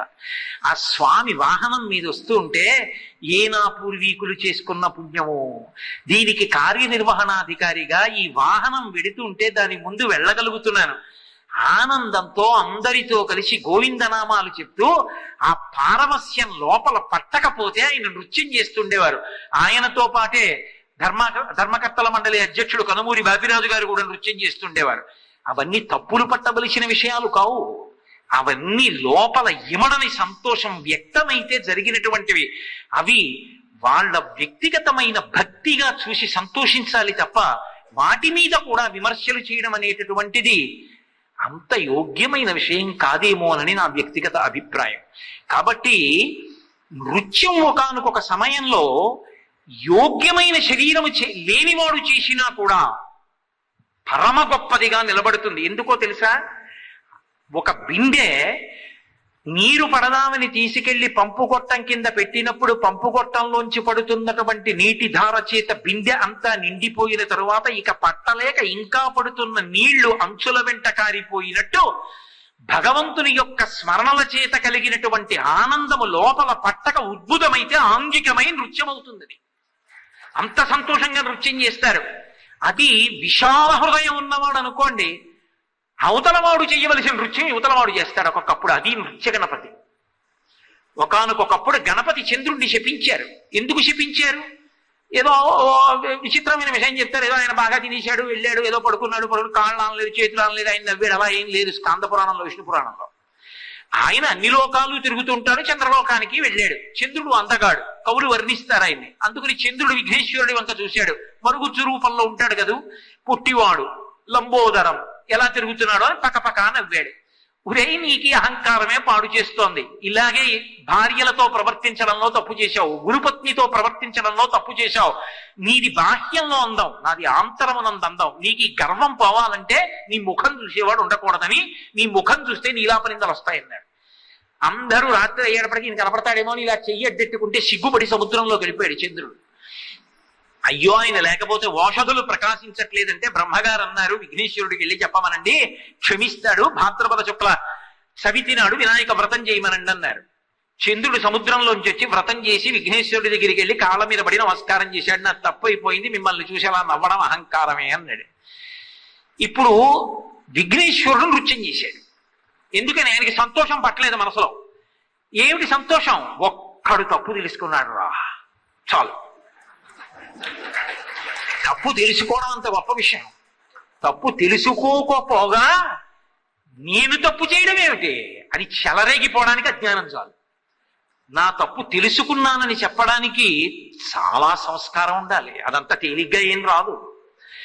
తప్పు తెలుసుకున్నానన్న వాడు ఒకడు ఎదురుగుండా ఉన్నాడు, పొంగిపోయాడంతే గణపతి. చాలరా, నీ తప్పు తెలుసుకున్నావు. నృత్యం చేశాడు ఆయన. నృత్య గణపతి స్వరూపం వచ్చింది. అంటే ఇప్పుడు ఆయన ఎంత ప్రసన్న హృదయుడు. తనకి కలిసి రాలేదు, అవతలవాడు తప్పు తెలుసుకున్నాడు, ఆయన పొంగిపోయాడు. అలాంటి వాడి కాళ్ళు పట్టుకోవడానికి నీకేమిటి కష్టం? అందుకని నృత్య గణపతి. కాబట్టి నృత్యం మనకి శాస్త్రంలో ఎన్ని గొప్ప గొప్ప విషయాలను ఆవిష్కరిస్తుంది. ఒకటని నేను ఏదో 2 రోజుల్లో విహంగ వీక్షణంగా మాట్లాడడం తప్ప భారతీయ సాంస్కృతిక వైభవము అంటే ఓ 6 నెలలు చెప్పవలసిన విషయం అప్పటికవుతుంది. అది అయ్యేది కాదు. ఏ కళని తీసుకోండి భారతీయ సంస్కృతిలో, అది భగవంతుని యొక్క అనుగ్రహమును ప్రోది చేస్తుంది. ఒక శిల్పి ఒక శిల్పం చెక్కాలంటే కొన్ని వేల సంవత్సరములు నీటిలో నానిపోయిన శిలని గుర్తుపడతాడు. ఒడ్డుకు తీసుకొచ్చి దాన్ని చెక్కుతాడు. చెక్కినప్పుడు దాని మీద ఎక్కి కూర్చుంటాడు. మణిమంటపంలో శిల్పాలు చెక్కుతున్నప్పుడు నేను వెళ్ళి చూసేవాడిని. దాని మీద కూర్చుని చెక్కుతారు శిల్పులు. అంతా చెక్కేసిన తర్వాత దేవాలయంలోకి తీసుకొచ్చి ప్రాణప్రతిష్ఠ చేసేశారు. అయ్యో, ఈ కంటి చివర చిన్న బిల్లు నల్ల పూసంతుంది, ఒక్కసారి ఉలిపెట్టి కొట్టేయి అన్నారు అనుకోటి. కొడతాడా శిల్పి?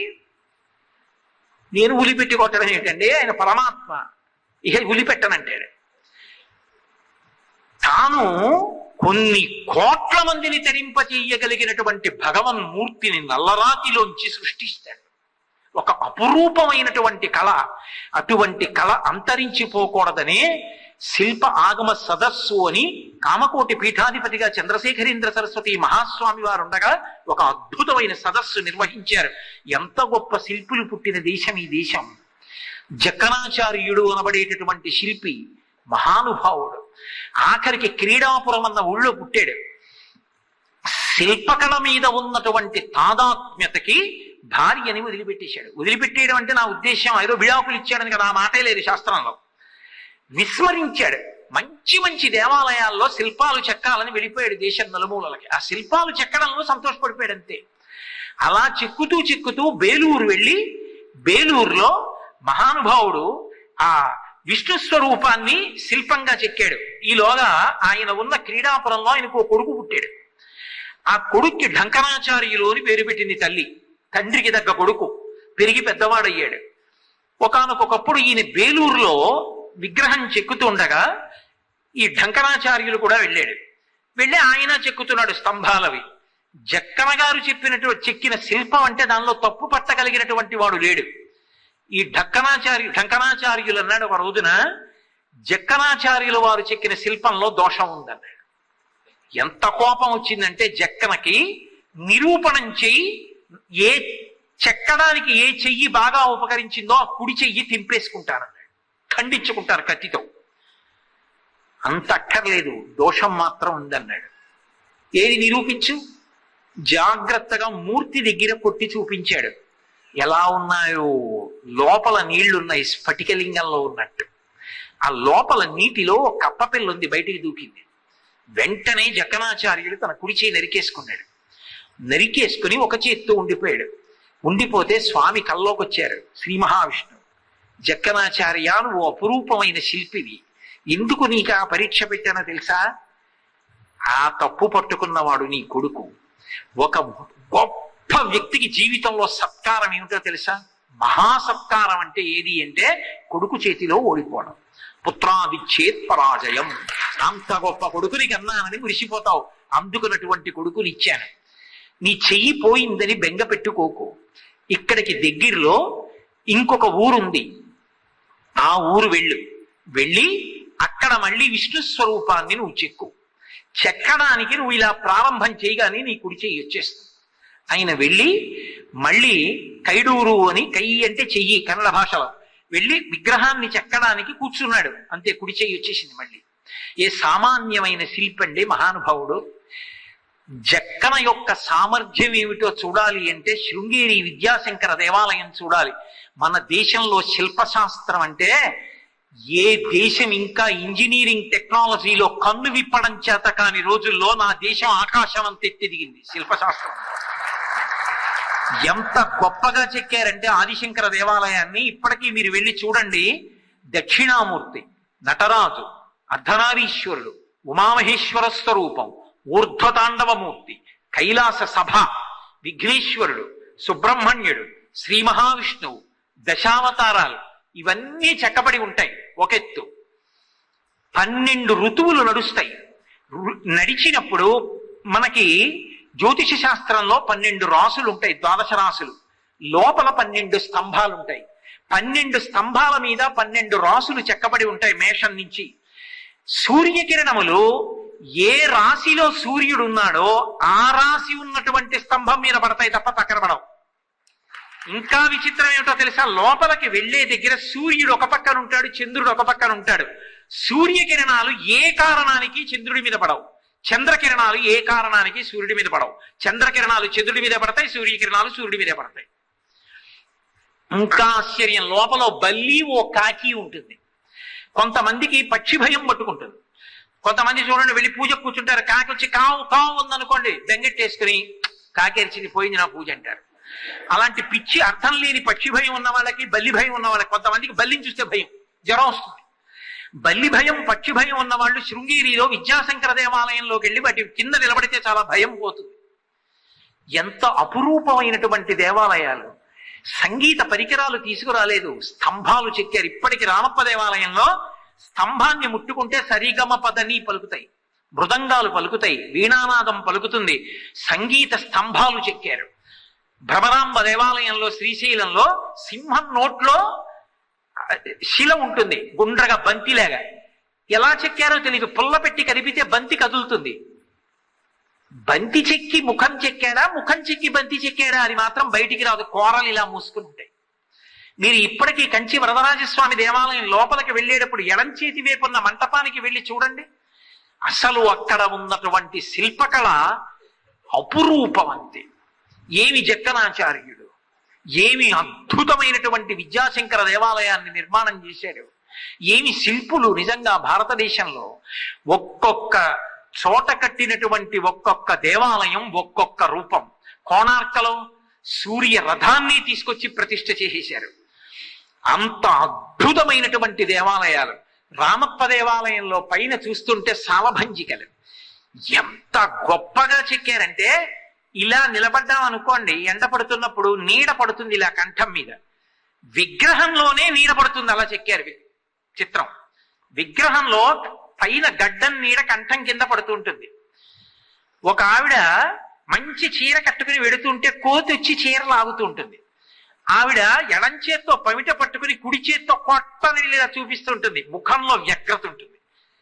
సాలభంజికల్ని నిజంగా ఎలా చెక్కారో, పాదాల గోళ్ళు కూడా, వేళ్ళు ఎంత లాలిత్యం, ఎంత అద్భుతం నిజంగా. ఎన్ని చోట్ల ఎన్ని దేవాలయాలు. కాకతీయ సామ్రాజ్యంలో నందీశ్వరుడు ముఖం కొద్దిగా పక్కకి తిప్పి ఓ డెక్క ఇలా బయటికి పెడతాడు. అసలు ఏమి నంది. భద్రకాళి దేవాలయానికి వెళ్ళి మీరు ఎటు తిరగండి నంది మిమ్మల్నే చూస్తున్నట్టు ఉంటాడు. తలలాగే ఉంటుంది. ఎటు తిరగండి మీ వంకే చూస్తాడు. రామప్ప దేవాలయంలో సూర్యోదయం నుంచి సూర్యాస్తమయం వరకు సూర్యుడు ఎటు వెళ్ళనివ్వండి, కిరణాలు ఒక స్తంభం మీద పడి స్తంభం నుంచి పరావర్తనం చెంది వెళ్ళి శివలింగం మీద పడతాయి. దీపం అవసరం లేకుండా సూర్యాస్తమయం వరకు కనపడుతుంటుంది శివలింగం. అంత వెలుతురులో ఎలా కట్టారు. ఇప్పటికీ హంపి విజయనగరం వెళ్ళి చూడండి. అయ్య బాబోయ్, అసలు ముత్యాలు రత్నాలు అమ్మినటువంటి అంగళ్ళు, రాతితో కట్టినవి. కృష్ణదేవరాయల వారి భార్య చిన్నమదేవి వచ్చి నృత్యం చేస్తుంటే ఇతరులు చూడకుండా పరదా పడితే ఆ స్వామివారి ఎదురుగుండా నృత్యం చేయడానికి పెద్ద నృత్య మంటపం, అక్కడే సంగీత స్తంభాలు, సంగీత విద్వాంసులు వెనక కూర్చుని వాయిస్తుంటే ఆవిడ చిన్నమదేవిని నృత్యం చేస్తూ ఉండేది. భగవంతుడి ముందు రాయలవారు కూర్చుని చూస్తూ ఉండేవాడు. ఈశ్వరుడికి నృత్యాన్ని సేవగా అందించడానికి ప్రత్యేకంగా వేదికలు నిర్మాణం చేశారు. ఇవాల్టి రోజున కూడా జాతి గర్వించదగ్గ మహానుభావుడు శిల్పులలో ఎవరి పేరు చెప్తే మనందరం మురిసిపోవాలో నేననేది అది. యువతరం తెలుసుకోవాలి. అటువంటి మహాపురుషులను ఒక్కసారి దర్శనం చెయ్యాలి. వాళ్ళని చూడనప్పుడు ఎలా తెలుస్తుంది ఈ దేశ ప్రతిష్ట. మహానుభావుడు గణపతి స్థపతి. ఇప్పటికీ కాంచీపురం దగ్గర శంకరాచార్యుల వారి పేరు మీద ఆ శిల్ప పాఠశాల నడుపుతూ ఉంటారు. ఎంతమంది శిల్పులు. ఒక కొడుకు పేరు శంకర స్థపతి, ఒక కొడుకు పేరు జయేంద్ర స్థపతి. ఎంత గొప్పవారంటే ఒకానొకప్పుడు ప్రధానమంత్రి పదవిలో ఉండగా ఇందిరాగాంధీ పిలిచి బదరీనాథ్లో ఆలయానికి మంటప నిర్మాణం చెయ్యాలి, చేస్తావా అని అడిగింది. చేస్తానన్నారు. ఎలా? విపరీతమైన చలి, కొంతకాలం గుడి మూసేస్తారు. ఒక్కసారి దేవాలయాన్ని చూసి వచ్చి హైదరాబాద్ లో కూర్చుని అక్కడ కట్టవలసిన మంటపాన్నంతటినీ నిర్మాణం చేసి విడివిడిగా తయారు చేసి ఇక్కడి నుంచి వాహనాల్లో బదరీనాథ్ పట్టుకెళ్లి మంటపాన్నంతటినీ బిగించేశారు. ఇందిరాగాంధీ గారు వెళ్లి చూసి మురిసిపోయి బంగారు పథకంతో ఉన్న గొలుసు ఆయన మెళ్ళో వేశారు. అంతేనా? 1000 సంవత్సరాల చరిత్ర కలిగిన 48 దేవాలయాలు నాగార్జున సాగర్ ప్రాజెక్టు కట్టినప్పుడు ముంపుకి గురి నశించిపోతాయి, ముంపులోకి వెళ్ళిపోతాయి నీటిలో కంటే, వాటిని రక్షించేవాడు లేడా అని అడిగితే గణపతి స్థపతి 48 దేవాలయాల్ని క్షేమకరమైన ప్రదేశాలకు తరలించారు. యథాతథంగా 48 దేవాలయాల్ని, 1000 ఏళ్ల చరిత్ర కలిగినవి. ఏరి ఆ మహాపురుషులకు అభినందన ఏది? వాళ్ళని చూద్దామన్న తాపత్రయం ఏది? భారతీయ సాంస్కృతిక వైభవం అని ప్రసంగం పెట్టడం కాదు. ఒక్క శిల్పకళ మీద పెట్టండి, ఒక్క గానం మీద పెట్టండి, ఒక్క నృత్యం మీద పెట్టండి, వాళ్ళకి సన్మానాల కోసం సత్కారాల కోసం ఎదురు చూట్టల్లా కొన్ని వేల మంది యువతరం నిలబడి చప్పట్లు కొడుతూ మీ జీవితాలని ఆదర్శంగా తీసుకుంటామని పిలవండి. మురిసిపోయి వచ్చి నిలబడి వెళతారు. వాళ్ళ జీవితాల గురించి మాట్లాడతారు. అది మనకు ఆదర్శం, అది మన సాంస్కృతిక వైభవం. అంతటి మహానుభావుడు భద్రాచలం దేవస్థానంలో ఇవాళ అంత గొప్ప శిల్పకళా చాతుర్యంతో ఉంది అంటే దానికి కారణం గణపతి స్థపతి. శృంగేరి క్షేత్రంలో ఆదిశంకరాచార్యుల వారి మూర్తిని, దేవాలయ రాజగోపురాన్ని ఈ మధ్యనే నిర్మాణం చేసింది గణపతి స్థపతి. కంచికామకోటి పీఠాధిపతులు చంద్రశేఖరేంద్ర సరస్వతి మహాస్వామి వారంటే తనకున్నటువంటి అపారమైన భక్తి చేత ఇసుక నేలలో పునాది లేకుండా మంటపాన్ని, అద్భుతమైన మంటపాన్ని రాతితో నిర్మించి అటువంటి శిల్పకళా నైపుణ్యంతో మహాస్వామి వారి పేరు మీద కాంచీపురానికి దగ్గరలో మణిమంటపాన్ని కట్టింది గణపతి స్థపతి. పెద్దవారైపోయి ఇప్పటికీ కూర్చుని తన కొడుకులకి శిల్పులకి నేర్పుతూ ఎన్నెన్ని రాళ్లలోంచి ఎన్నెన్ని శిల్పాలు ఆయనకి తెలుసున్న శాస్త్రం బహుకొద్ది మందికి తెలుసు. ఏది? అటువంటి శిల్పులు మళ్ళీ తయారు కావడానికి గణపతి స్థపతి గారి దగ్గరికి వెళ్ళి నేర్చుకోండి అని పంపించేటటువంటి ఉదారులేరి, అటువంటి కళకి పోషణ ఏది, అటువంటి వాళ్ళకి గుర్తింపేది. ఎన్ని మాటలు బాలమురళీకృష్ణ గారిని తీసుకొచ్చి వేదికల మీద మనం సత్కరిస్తున్నాం, ఎన్ని చోట్ల గణపతి స్థపతిని తీసుకొచ్చి సత్కరిస్తున్నాం. మనం సత్కరించక్కర్లేదు. స్థపతి గారిని మహాస్వామి అంతటి వారు కారణజన్ముడు అని పిలిచారు. కానీ అటువంటి మహాపురుషుడు వృద్ధుడైపోయారు. ఈ మధ్య వాహన ప్రమాదం కూడా జరిగింది. అటువంటి వారిని ఒక్కసారి దర్శనం చేసి, అంతటి ఆగమ శాస్త్రవేత్తే ఒక గుడికి ప్రాణం పోసేస్తారే, ఒక దేవాలయ నిర్మాణం అంటే, తిరుమల తిరుపతి దేవస్థానానికి వసంత మంటపం కట్టారే, ఇన్నిటికి ప్రాణం పోసిన అపురూప శిల్పి ఆయన కదూ. అమెరికాలో వెంకటేశ్వర స్వామి దేవాలయం కడితే ఇవాళ అందరు అక్కడికి ఎడుతున్నారు. అటువంటి ప్రఖ్యాత శిల్పులు ఎందరో జక్కన నుంచి ప్రారంభం చేసి, ఏది ఆ శిల్పకళా చాతుర్యానికి మురిసిపోవడం ఏది? ఎక్కడో ఏదో పడవలో రాత్రి పడుకుని కాసేపు నీళ్లలో ఉండడానికి పెడతాం. ఏది నీకేం ఉండడానికి కొదవా? వరంగల్లో ఎన్ని విశ్రాంతి భవనాలు లేవు. రామప్ప దేవాలయాన్ని పిల్లల్ని తీసుకుని ఎందుకెళ్ళావు? భద్రకాళి దేవాలయానికి ఎందుకెళ్ళావు? 1000 స్తంభాల మంటపానికి ఎందుకెళ్ళావు? మిమ్మల్ని కాదు నేను ఆ మాట అంటున్నది. మీరు ప్రాజ్ఞులు, ఇంతకన్నా ఎక్కువ తెలుసు మీకు, ఇంతకన్నా ఎక్కువ చూశారు. వెళ్ళక పిల్లల్ని తీసుకెళ్ళను నాలాంటి వాడి గురించి నేను ప్రశ్నించుకుంటున్నానంతే, మిమ్మల్ని కాదు. కాబట్టి అది భారతీయ సంగీతం అంటే, అది భారతీయ శిల్పం అంటే, అది భారతీయ నృత్యం అంటే. అవి కళలు, అవి సంస్కృతి. అందుకే ఈ దేశానికి వచ్చిన వాళ్ళు తిన్నగా పాదం కూడా నేల మీద పెట్టడానికి ఇష్టపడలా. భగవద్గీత పుట్టిన భూమి, గంగాది నదులు ప్రవహిస్తున్న భూమి, ఇంతటి మహాపురుషులు పుట్టిన భూమి, అపురూప భూమి. దీన్ని కాల్తో తక్కడానికి మాకు అర్హత ఎక్కడుందని చేత్తో మట్టిని ముట్టుకుని నమస్కరించి తీసి తల మీద పోసుకుని కాళ్ళు పెట్టినటువంటి ఇతర విశ్వాసములకు చెందిన వాళ్ళు కూడా ఉన్నారు. అటువంటి గడ్డ మీద పుట్టడం, అటువంటి సంస్కృతికి వారసత్వం పొందడం, అటువంటి దేశంలో నేను పౌరుణ్ణి కావడం, నా సంస్కృతి గురించి మాట్లాడుకోవడం, ఇంతకన్నా నా జీవితంలో భాగ్యం ఏముంటుంది?